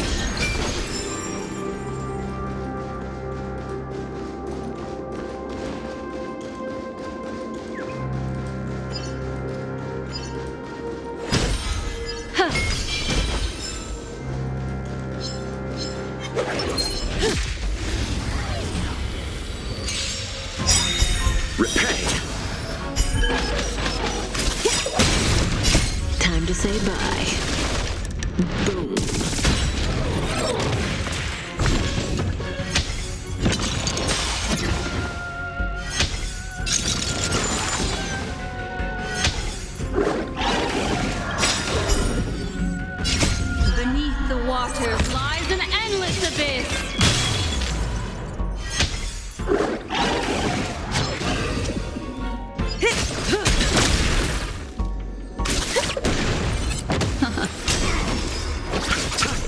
Stand still.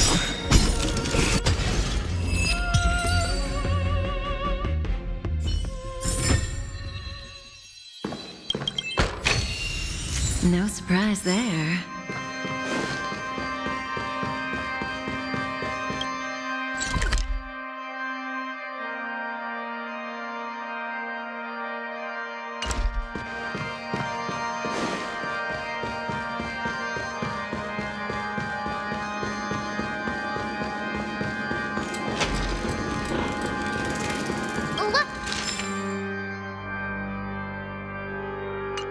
Another frame!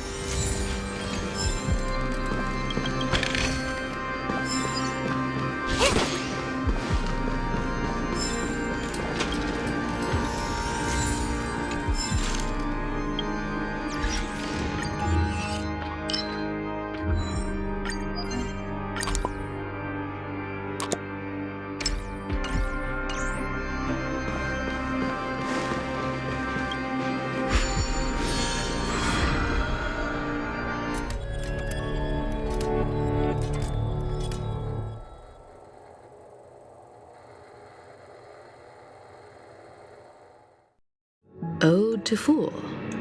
This must be the second act. The surroundings are different from before. The stage decorations look a bit tidier now.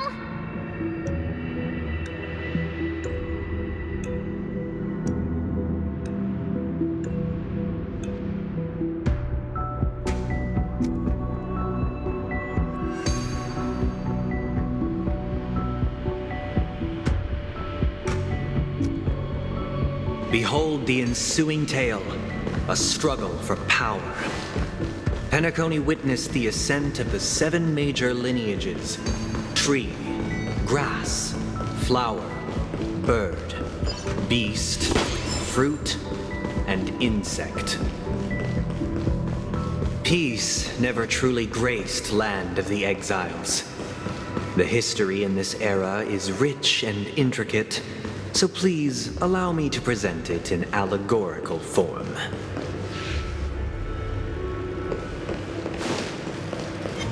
Does that hurt?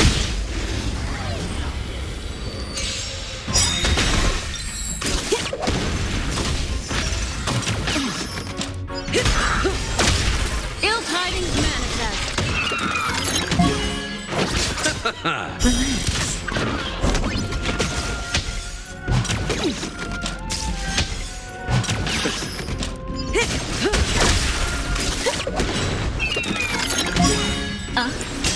Stand still.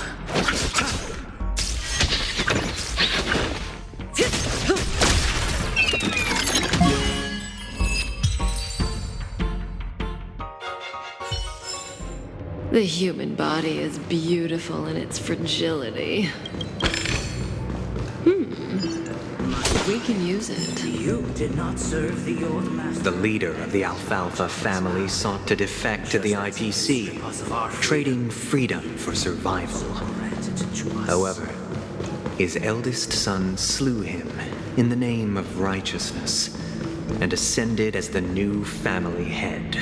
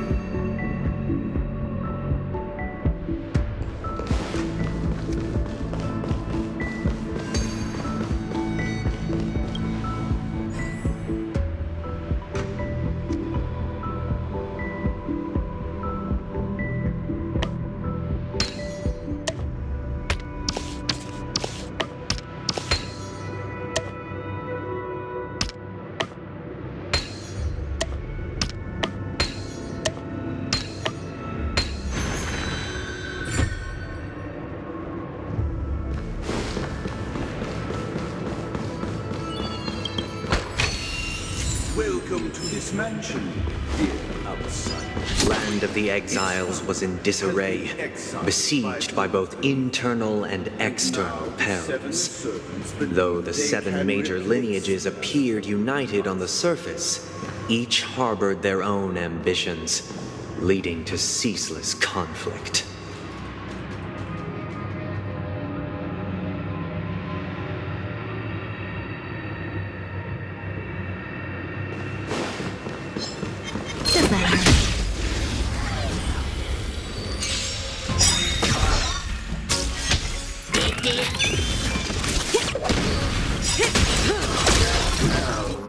Time to say bye.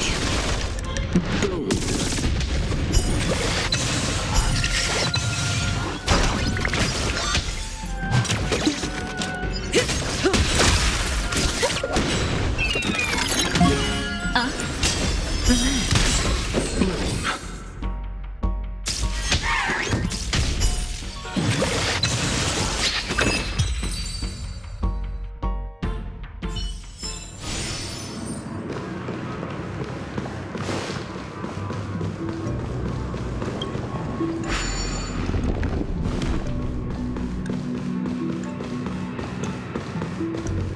Welcome to this mansion.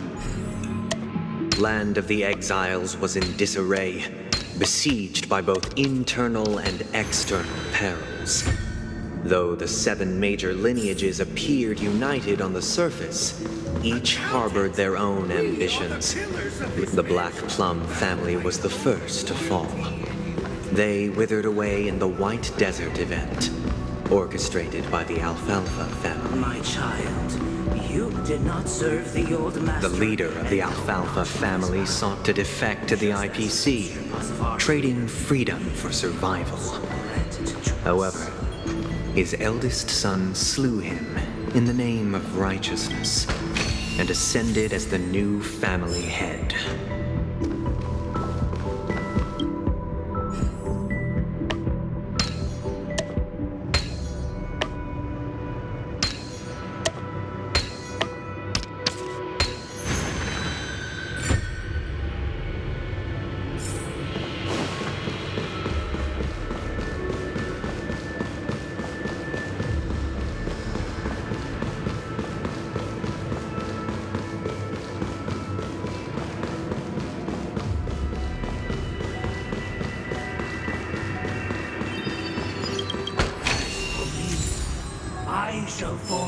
Only when Gopher Wood led the family to Land of the Exiles and earned recognition from all 5 major lineages did Penacony earn its new name, the Land of the Dreams.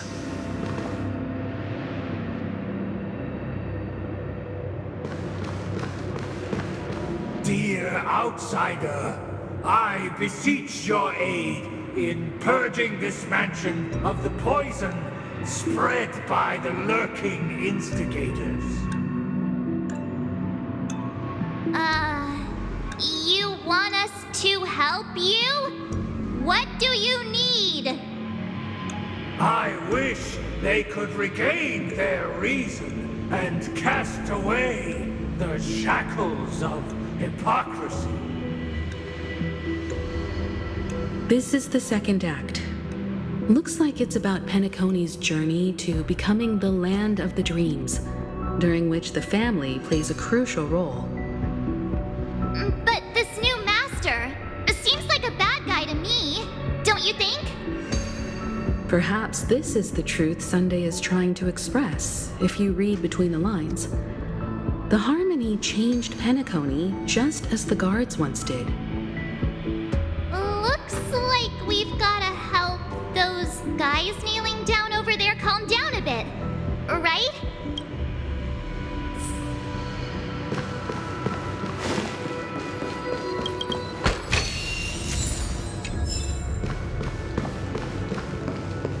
Either I shall be my own master, or I shall return to my former master.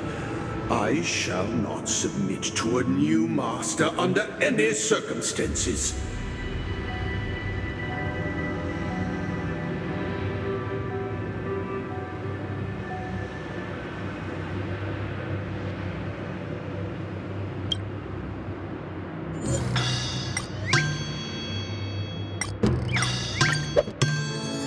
Without a master, who can grant me true freedom?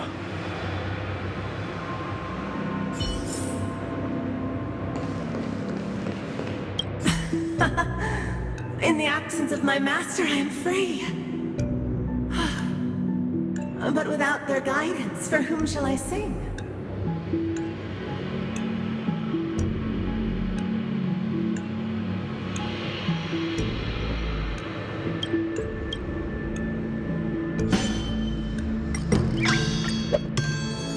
I shall sing for my new master, just as their noble voice once resonated throughout the cosmos.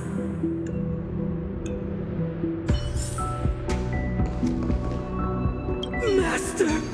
Oh, you will return in due course, and I shall stand vigilant, awaiting the reward for my loyalty.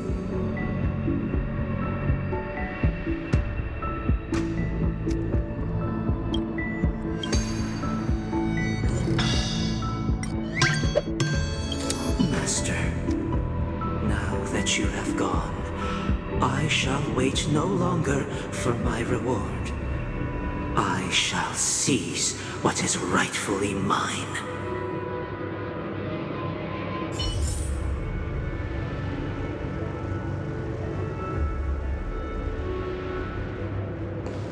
Once, I stood as the most loyal guard among all the servants. Now, with my master banished, it's my right to assume control of his dominion.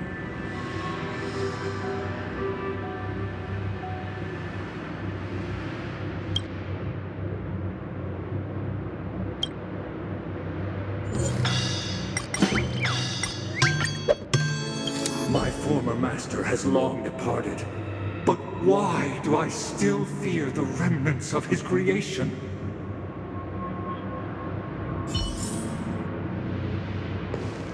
Master is no longer here.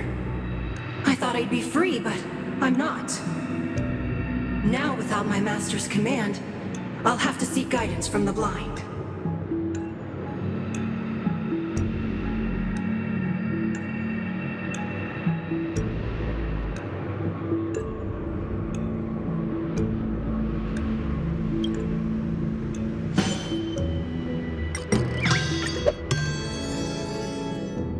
Master is no longer here.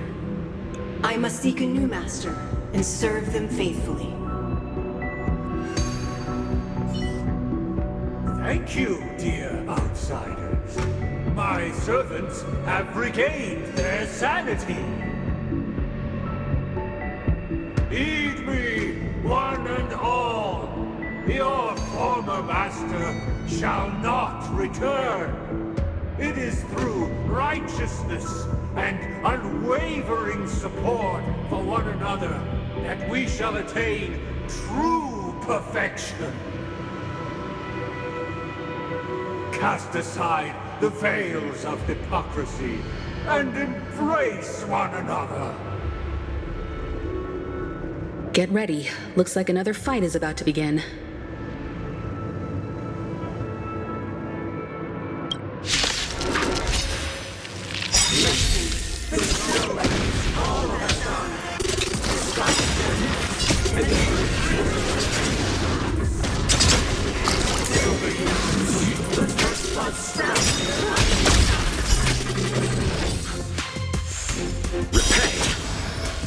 Time to say bye.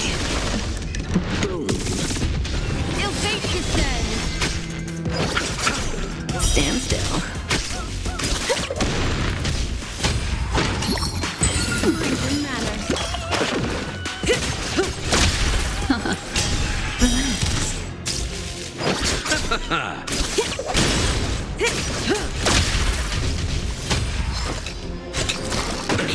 Nothing major. Stand still.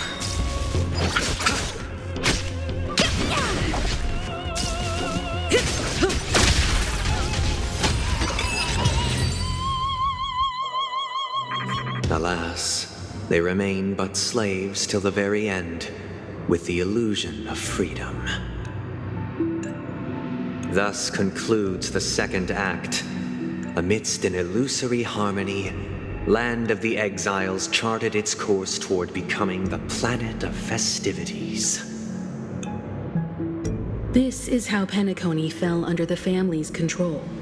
Since the arrival of the Harmony, the Land of the Exiles has undergone dramatic changes, not all of which have proven beneficial. This guy really loves dramatic scenes. Bet he comes from a whole lineage of stage performers.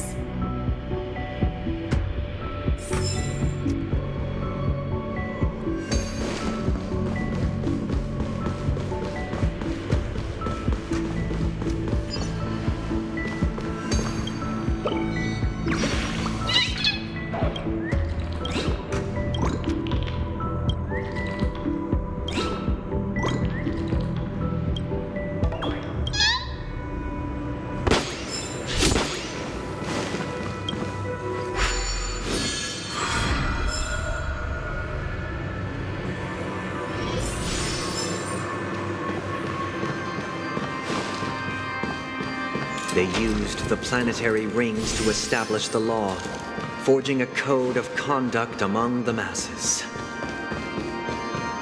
A grand lyre with black and white keys served as an instrument, while symbols of articulation and numerical notation took the form of musical notes. The downward flowing river became a melody, and the canon of law dictated the form. Thus, all mortals found their unique place within this symphony. That marked the 5th and 6th days.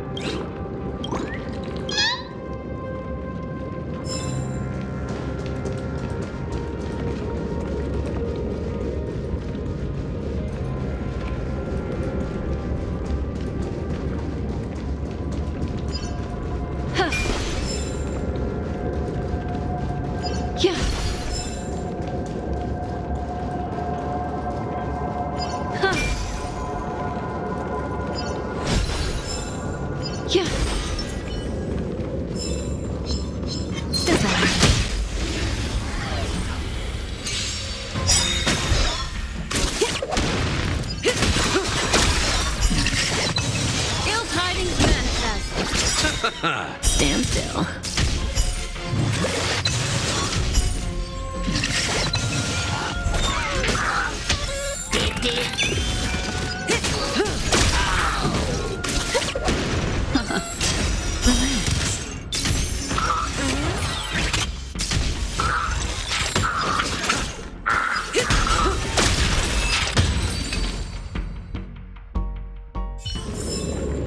The human body is beautiful in its fragility.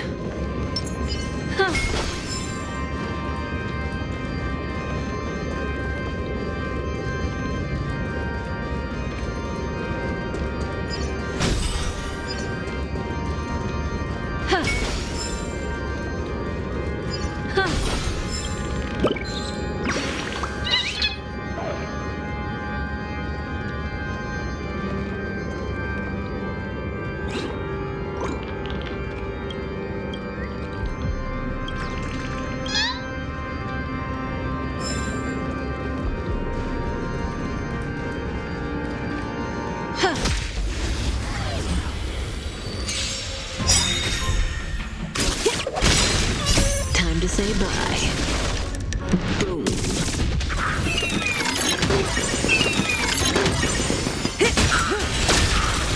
Ill fate descends. Stand still.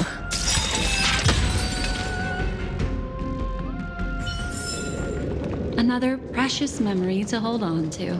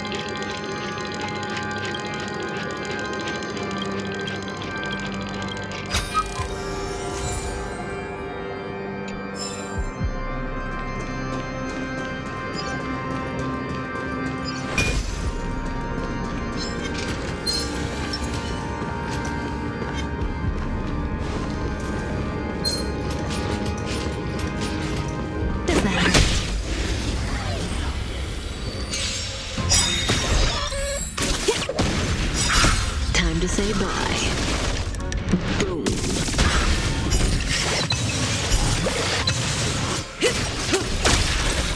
Ill tidings manifest.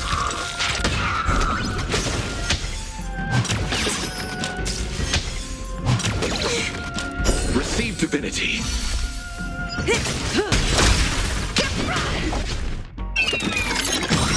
Ill fate descends. Stand still.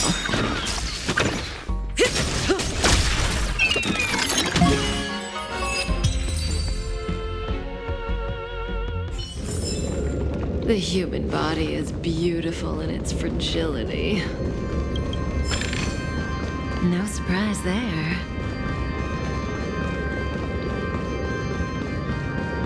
This guy is really into these puppets.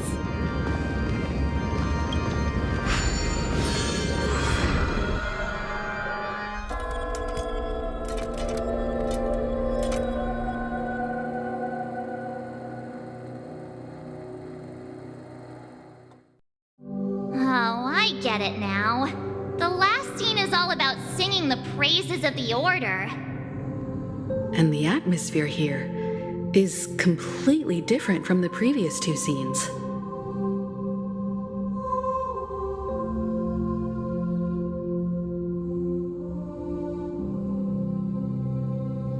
This is the concluding act of this play. I have showcased the past and present of Penacony, hoping that my desire for change resonates within you. And now,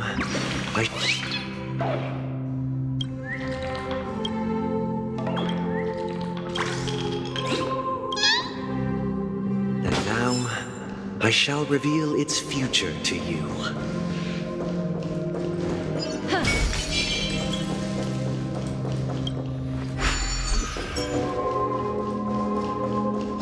Without a king, who shall bear responsibility for the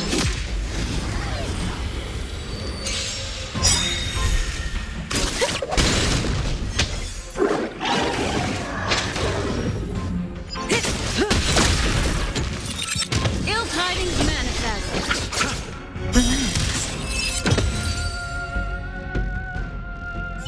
Without a king. The human body is beautiful in its fragility. If the people lack foresight, we will make choices on their behalf and bear the responsibility.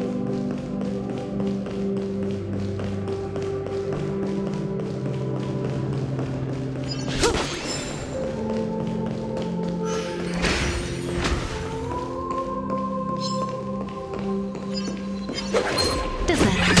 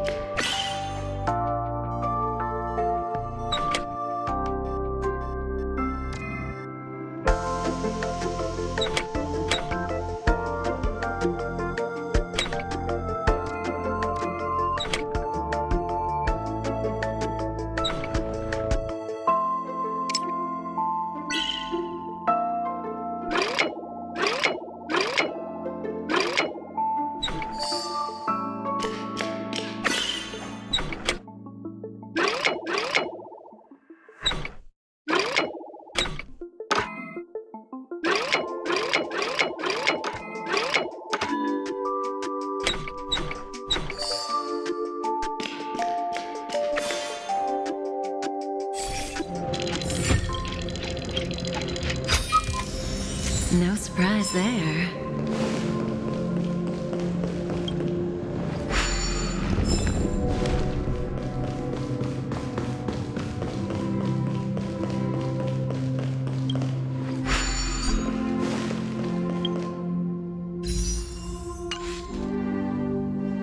Without a king, who shall bear responsibility for the people? If the people lack foresight, we will make choices on their behalf and bear shall protect the weak and stand We against shall the mighty. support one another, protecting the weak and standing against the mighty.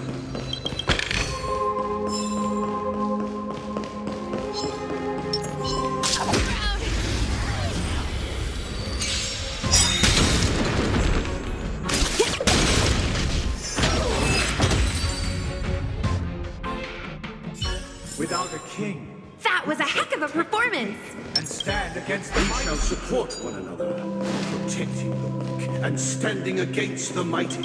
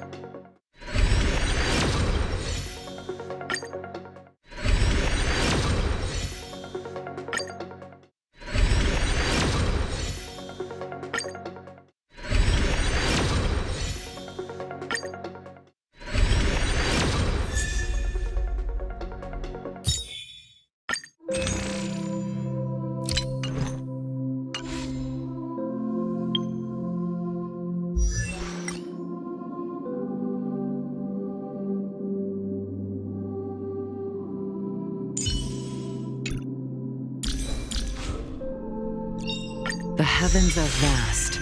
The kite flies where it wishes.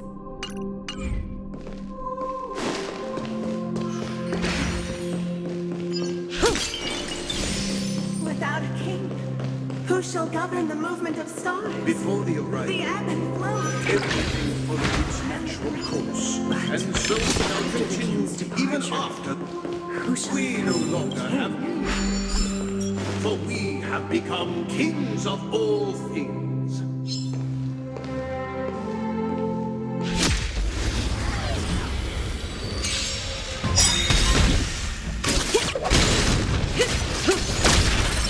Ill fate descends.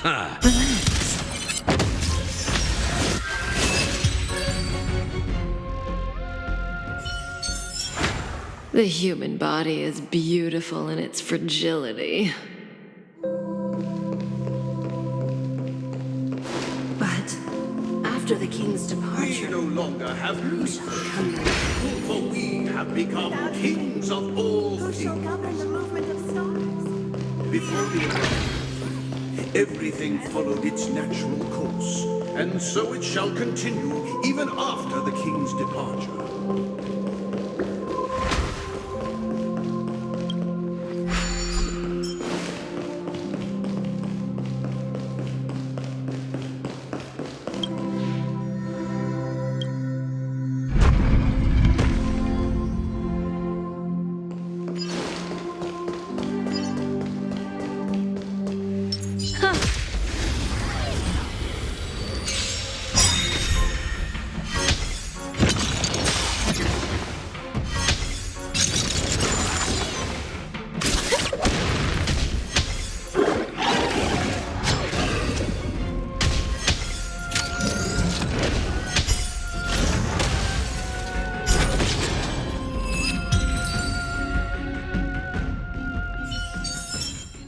Another precious memory to hold on to.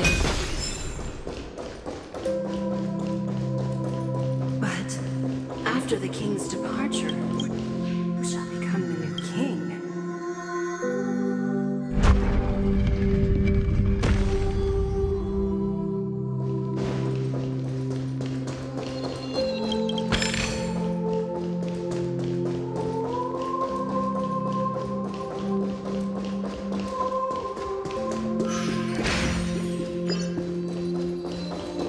Make a wish. Let's wait and see.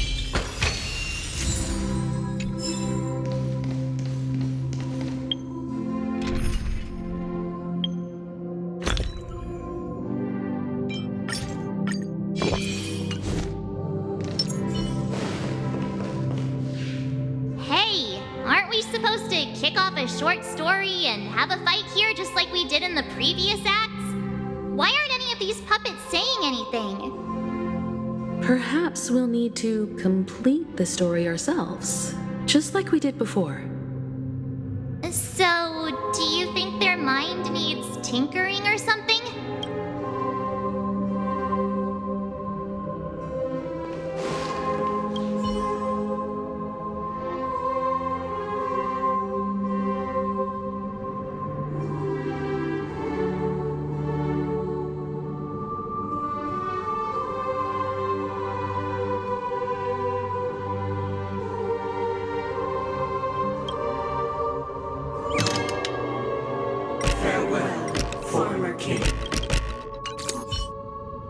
How did it go?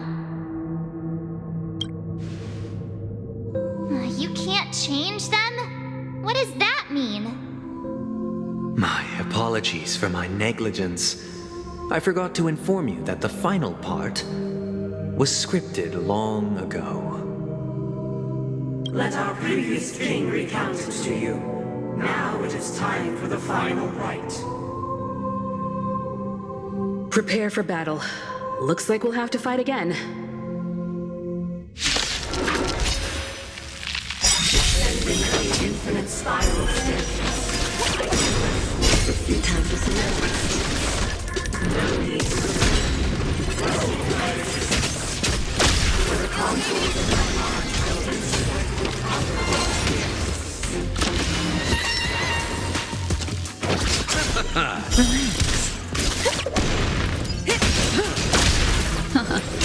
Stand still.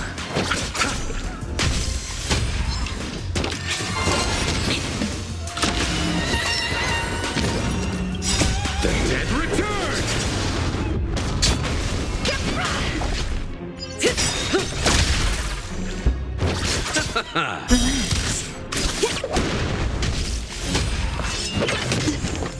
Receive divinity. Repay.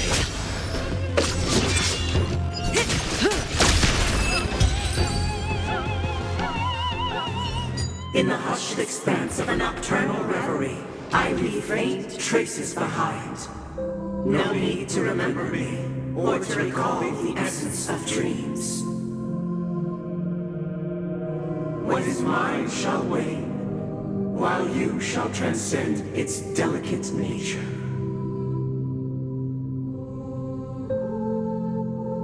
This is the final scene. It's much more straightforward. He wants to expel the harmony and establish an empire based on the order. Let's go. Once this stage play concludes, it'll be time for the main event, the Charmony Festival.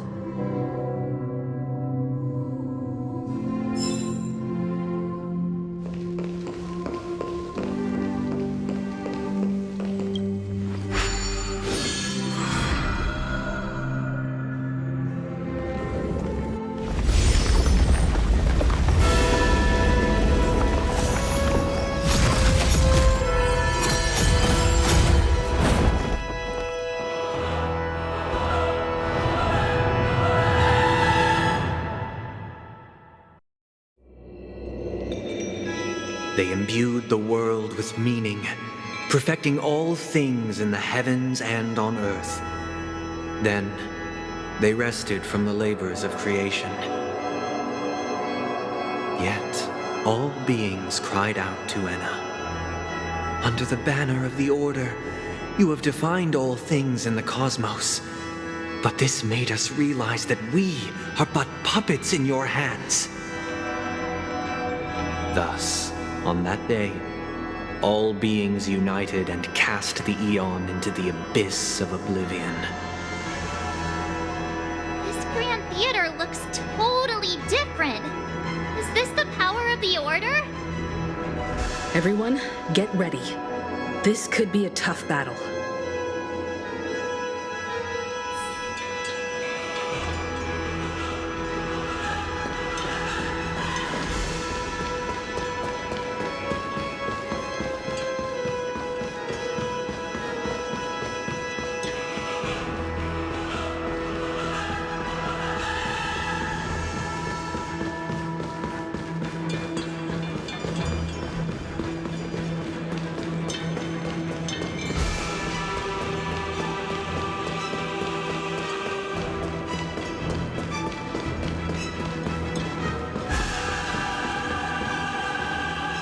That marked the seventh day.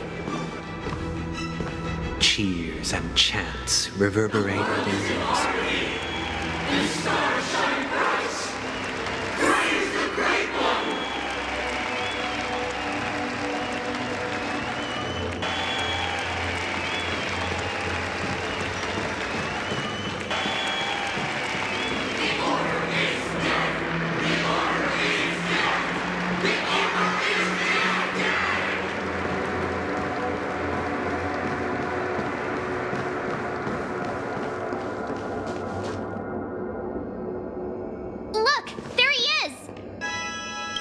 That concludes everything related to the Order. What are your reflections on this, my dear guests? Nevertheless, this is but a trivial blip in the annals of galactic history. What truly matters is the course this river shall take in the days to come. You've arrived at the perfect moment. The Charmony Festival is about to commence, and it would be a shame if you were absent for the Harmony's prologue. Allow me to extend my warmest welcome once more. Welcome to Penacony Theater, the very core of the Sweet Dream, the abode of the Stellaron, the grand stage of the Charmony Festival, and the very place where the future of Penacony shall be determined through conflict.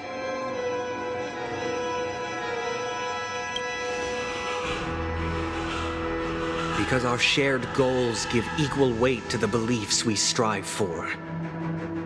True goodness can only be achieved through faith. Allow me to point out that falling into a permanent slumber is not happiness, especially when those people are driven by someone else's will in their sleep. Do you still believe that the Order only seeks to control the universe as their puppet, Himiko? No matter how perfect your vision of paradise may be, a cage remains a cage. People will never achieve true happiness in a world like that. They would just be toys for the Eon. It seems you have misunderstood my intentions. Allow me to clarify. My desire is not to resurrect a fallen Eon, or become one myself.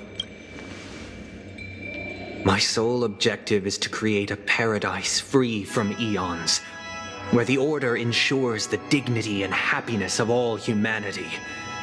A paradise exclusive to us human beings. That's not the case. If people are to live with dignity, there must be nothing and no one above them.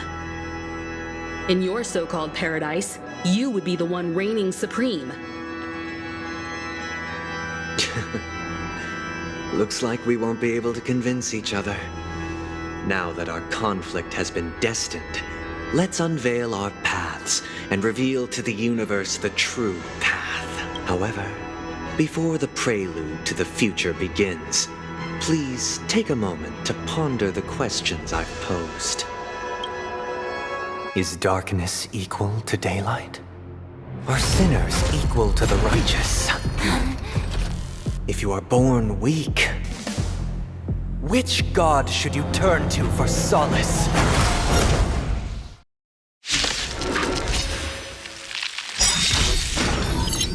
The Eon with great might, under the banner of the Order, you have defied all things in the cosmos. May as well kill him. We are but puppets in your hand! Memories are ever changing. Beneath the waters lies an endless abyss. Feast your eyes! Happy New Year! Good times never last. Time to say bye. Boom.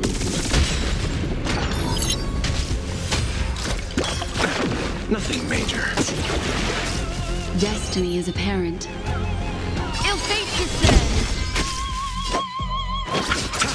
Stand still.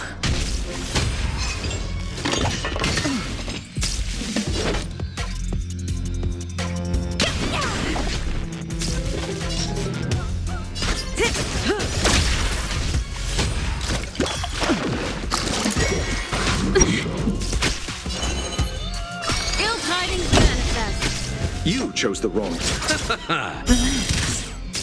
Turn out your pockets! Receive divinity. Here we go! Eternal sleep is not the end. The dead return! Say bye to breathing.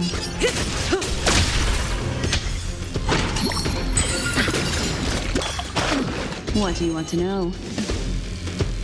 Ill fate descends! Thanks. You're too Forget your good wallet? today. Stand still.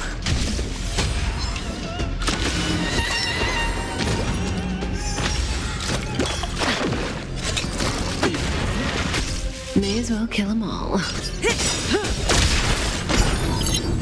Good times never last. Time to say bye. Boom.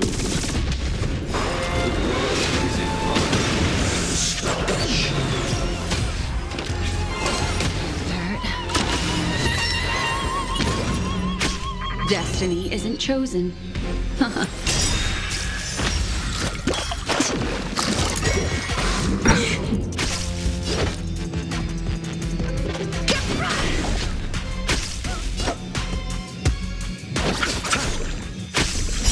Memories are ever changing. Beneath the waters lies an endless abyss. Feast your eyes! Happy New Year! What do you want to know? Ill tidings manifest! Receive divinity. Here we go! Eternal sleep is not the end. The dead return!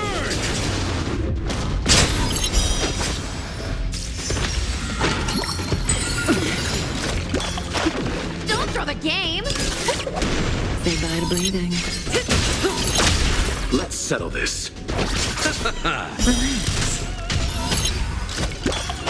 Drink! Destiny isn't chosen.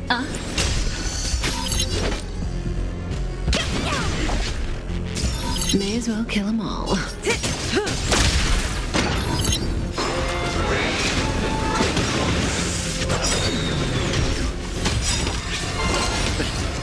Good times never last. Time to say bye. Boom.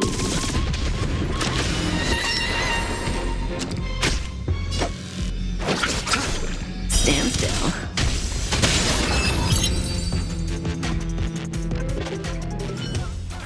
I already know your decision. I now permit you to gaze into the sun. On these 107,336 stones, the almighty and powerful strings of harmony are at my disposal. The supreme tuner, harmonious choir, Dominicus!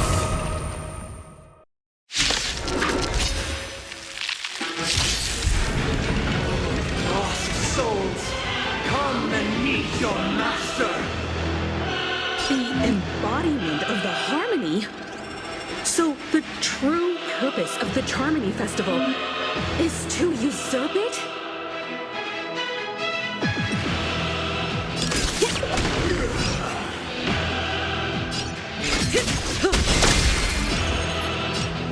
You'll face yourself!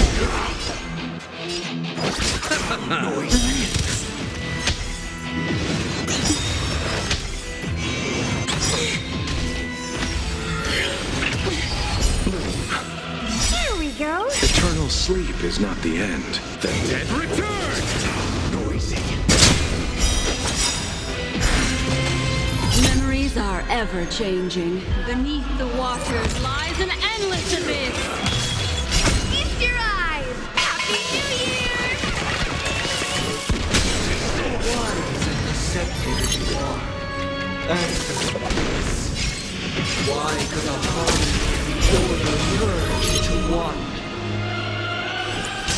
Stand still. Why is everybody silent when noise is fading?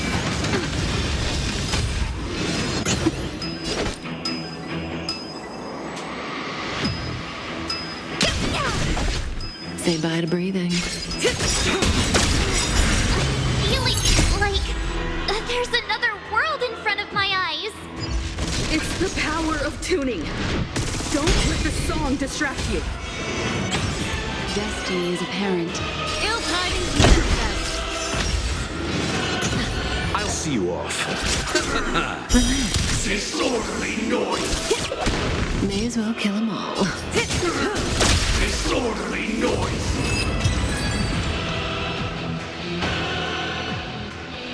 The time has come. Creation will be reborn from the remains of the gods. Danheng?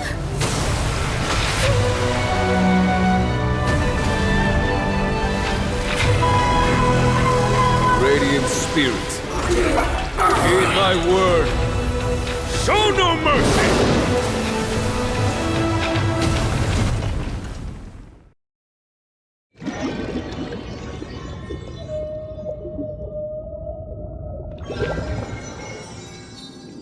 Wake up!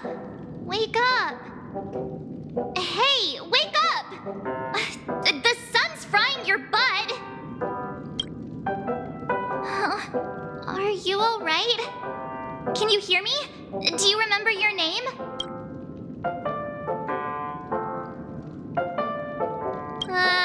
Kind of.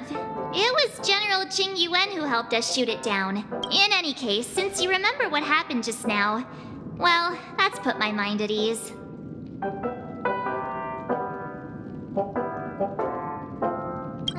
It's a long story. Simply put, Don Hung used the Jade Abacus of Allying Oath when we were in the middle of a fierce battle, and summoned the General to help us just in time. And then we returned to reality. Look, this is your room. Everyone else has also returned from the dreamscape. Himeko and the rest are at the lobby discussing matters with the General. And now that you're awake, we should tell the crew that you're all right. Come with me. Not going to come chat with me, sleepyhead. That voice. Is that Black Swan?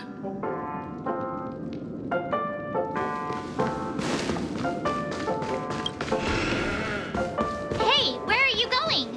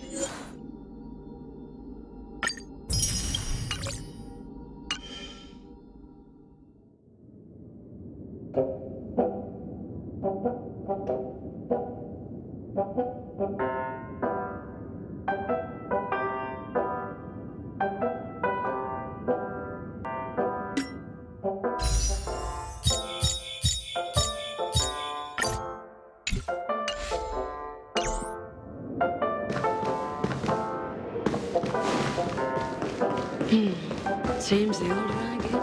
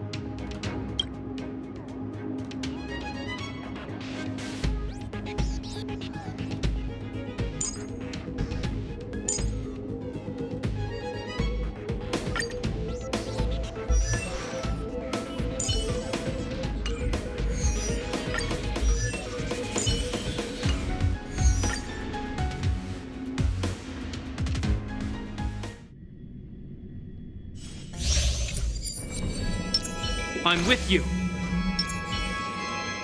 Stream 4.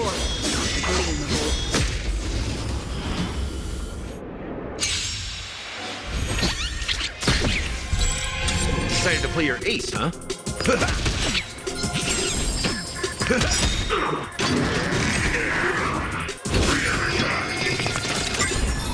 Still waters of oblivion. My friends? Indulge yourselves! I weep for the departed. It shall fall.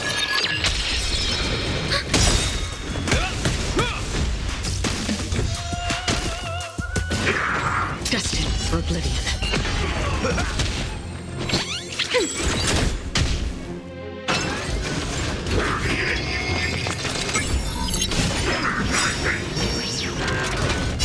Net markers activated. Time for a good old counterattack.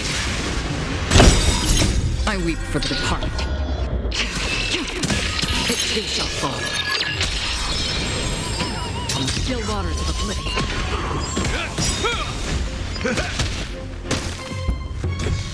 Ready for another?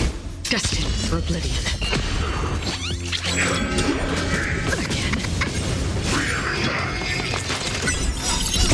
A will forged in ice never falters!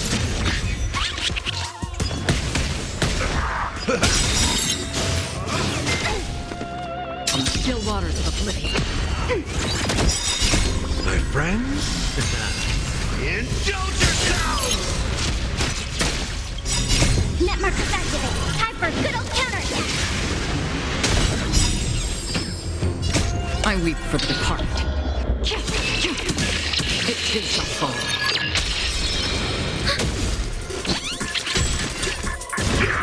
Destined for oblivion.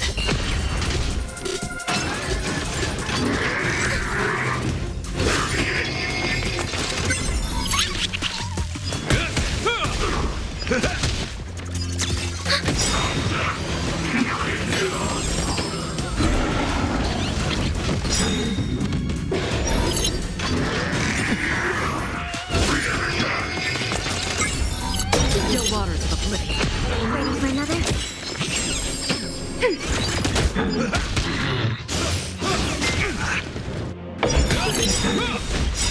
A will forged in ice never falters!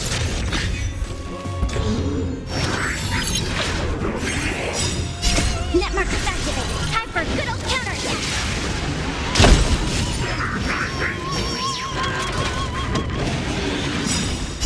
I weep for the departed. It too shall fall. Destined for oblivion. Ready for another? Again.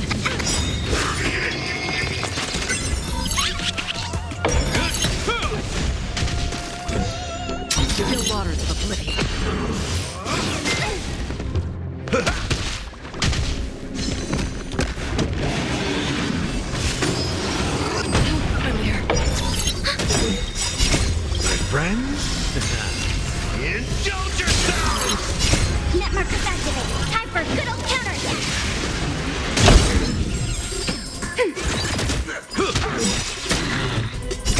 I weep for the departed. It too shall fall.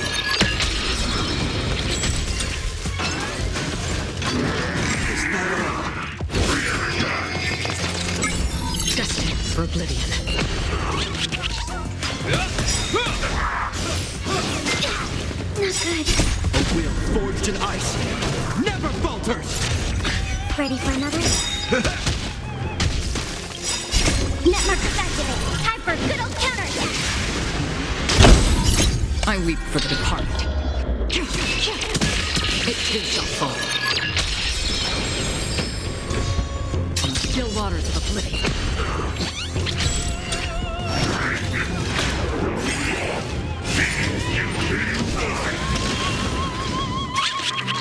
Destined for oblivion.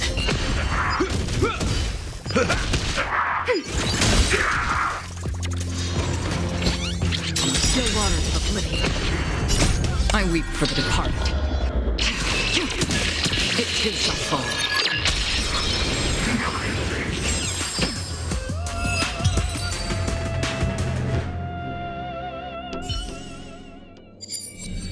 Let's wait and see. Make a wish. They don't look happy to see us.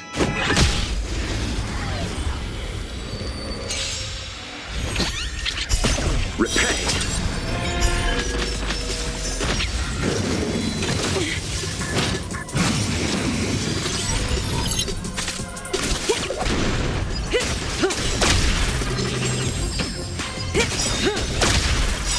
Time to say bye.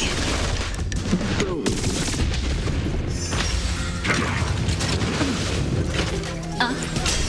Stand still.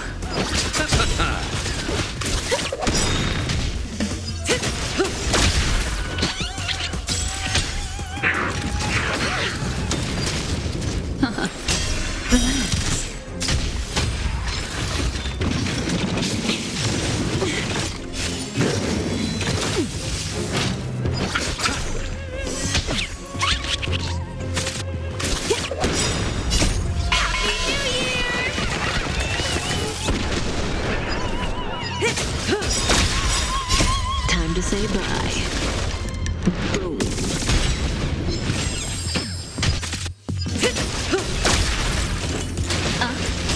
Stand still.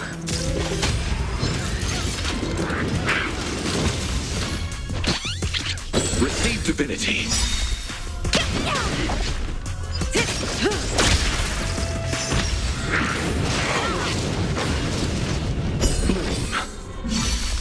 Repay!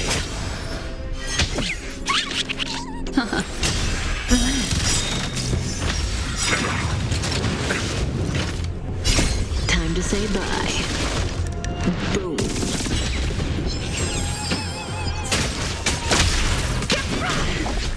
Stand still.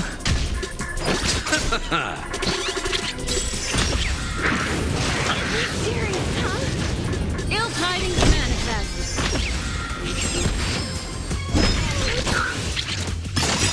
Implementation. Beneath the waters lies an endless abyss.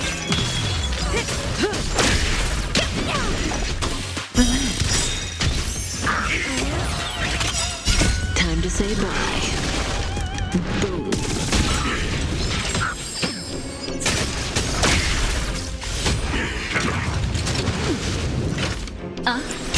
Stand still. Incinerate. Dead return!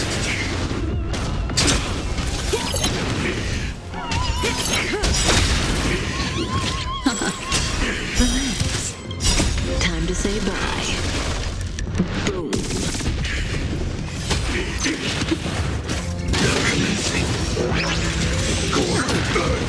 Receive divinity. Repay.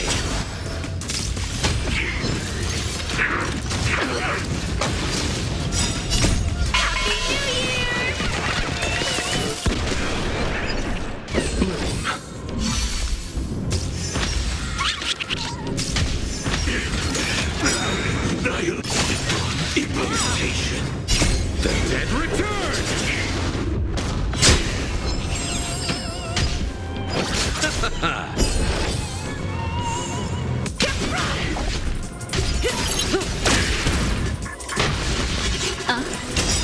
Stand still. Beneath the waters lies an endless abyss.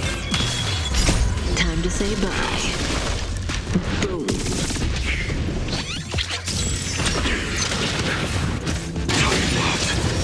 Execution underway.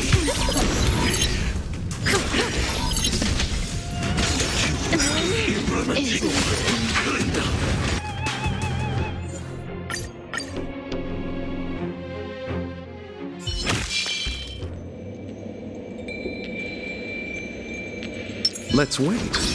Make a wish. Does that hurt?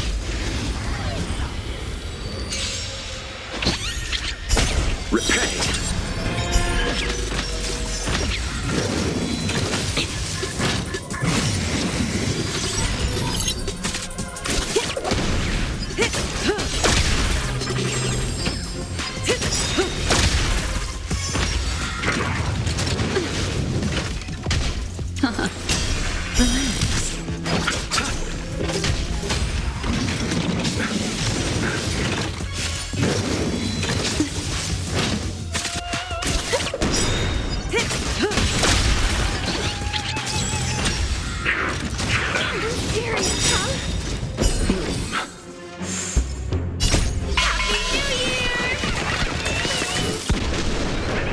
Time to say bye.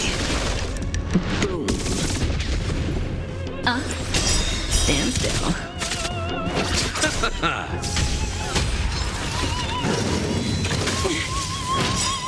The dead return!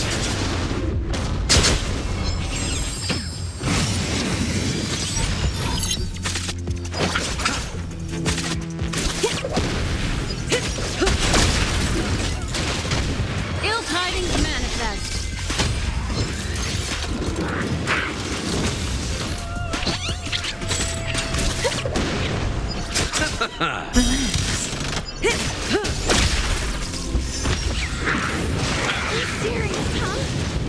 Receive divinity. Repay. Stand still.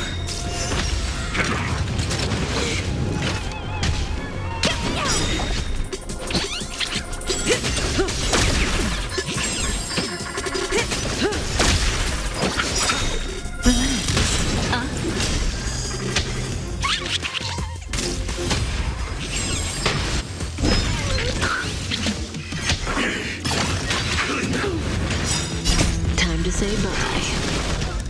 Boom.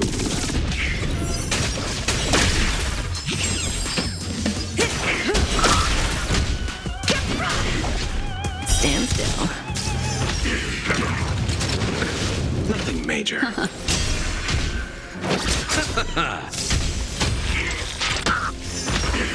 Simulate and implementation. Attribution will The dead return!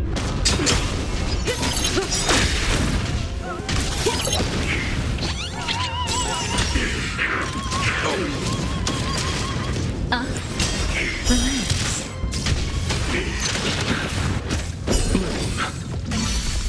Repay. Beneath the waters lies an endless abyss. Scorched Earth operations. Happy New Year! Time to say bye. Boom. Receive divinity.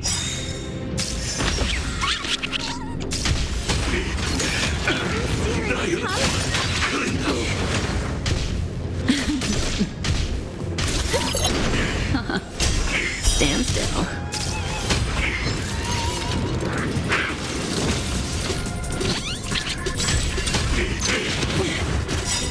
The dead return!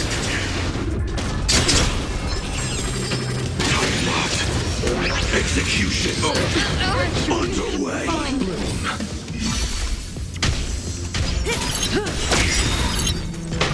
Receive divinity.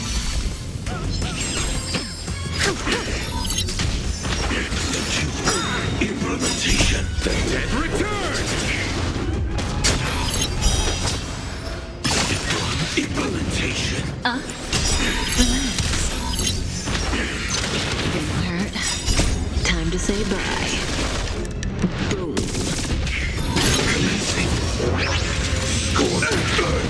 operations.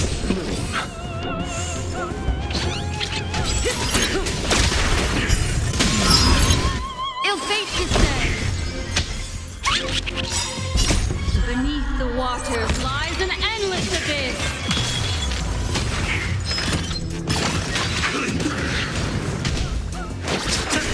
Stand still. Incinerate and implementation. Ill tidings manifest. Receive divinity. The dead return!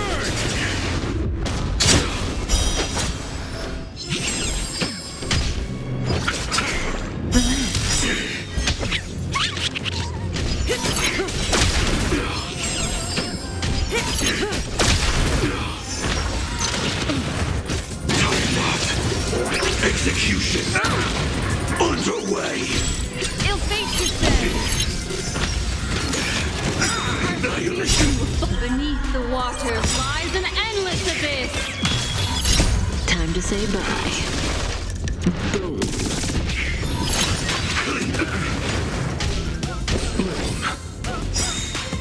Receive divinity.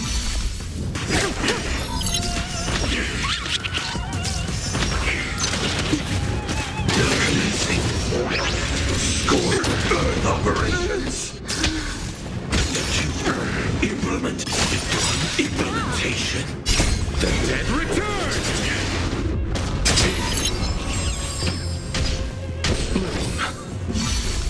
Repay.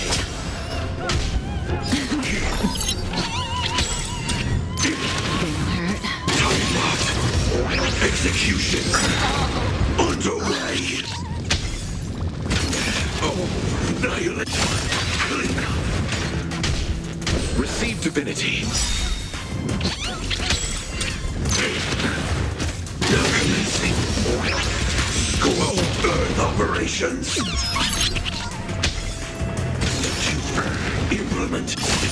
Implementation. Nothing may bloom.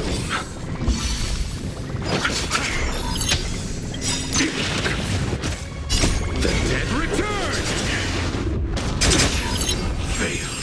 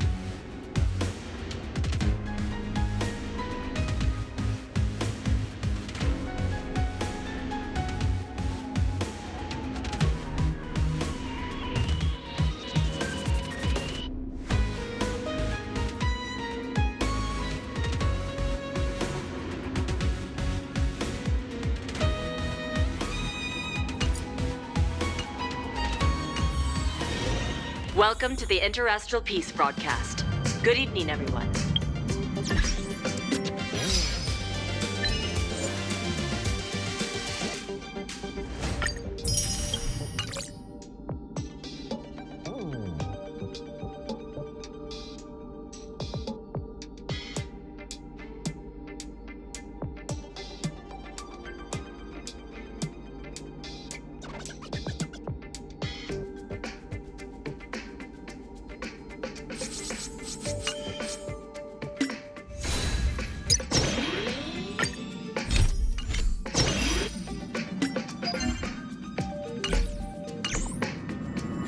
Welcome to a new episode of Interastral Peace broadcast.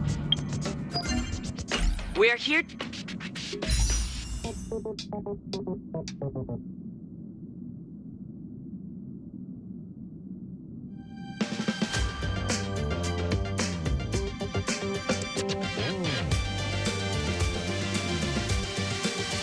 Bring you the latest.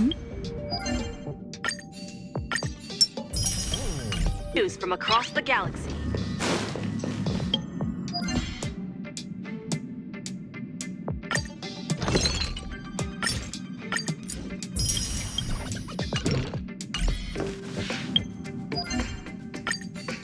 The IPC and the Xianzhou.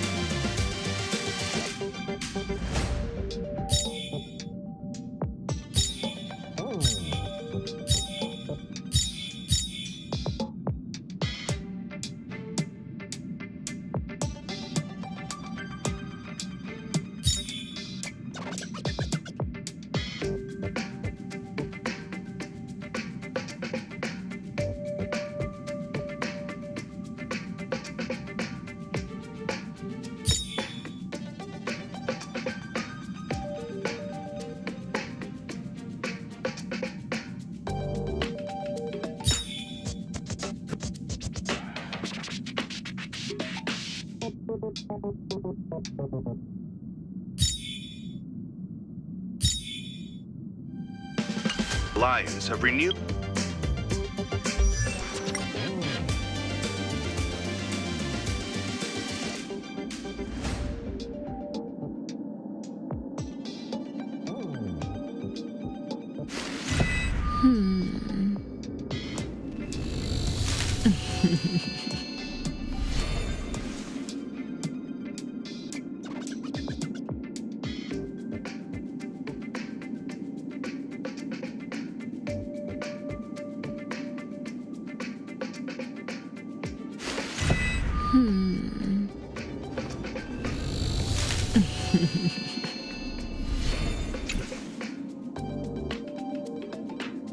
Their trade agreement, bringing great economic benefits to both parties. The head of the armed archaeologists of the Intelligentsia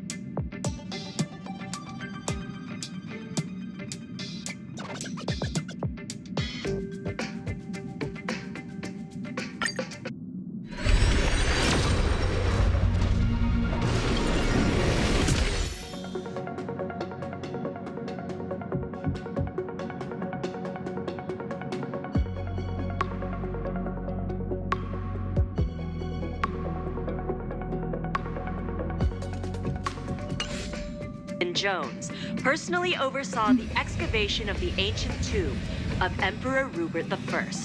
The ruins rank as a Category Omega site on the Potential Disaster Index. Renowned songstress Robin has received an invitation to perform at Penacony's Charmony Festival. The Garden of Recollection has gathered Memoria fragments from the lost world of Moonshield. The precious memories of this world will not be forgotten. Let's take a closer look at the details. Regarding the IPC and the Xianzhou Alliance, the Xianzhou La Fu has opted to renew the trade agreement. The agreement will help to open up markets and promote cooperation between the two sides in agriculture, industry, medicine, and culture, laying a solid foundation for a free, open, and prosperous business environment.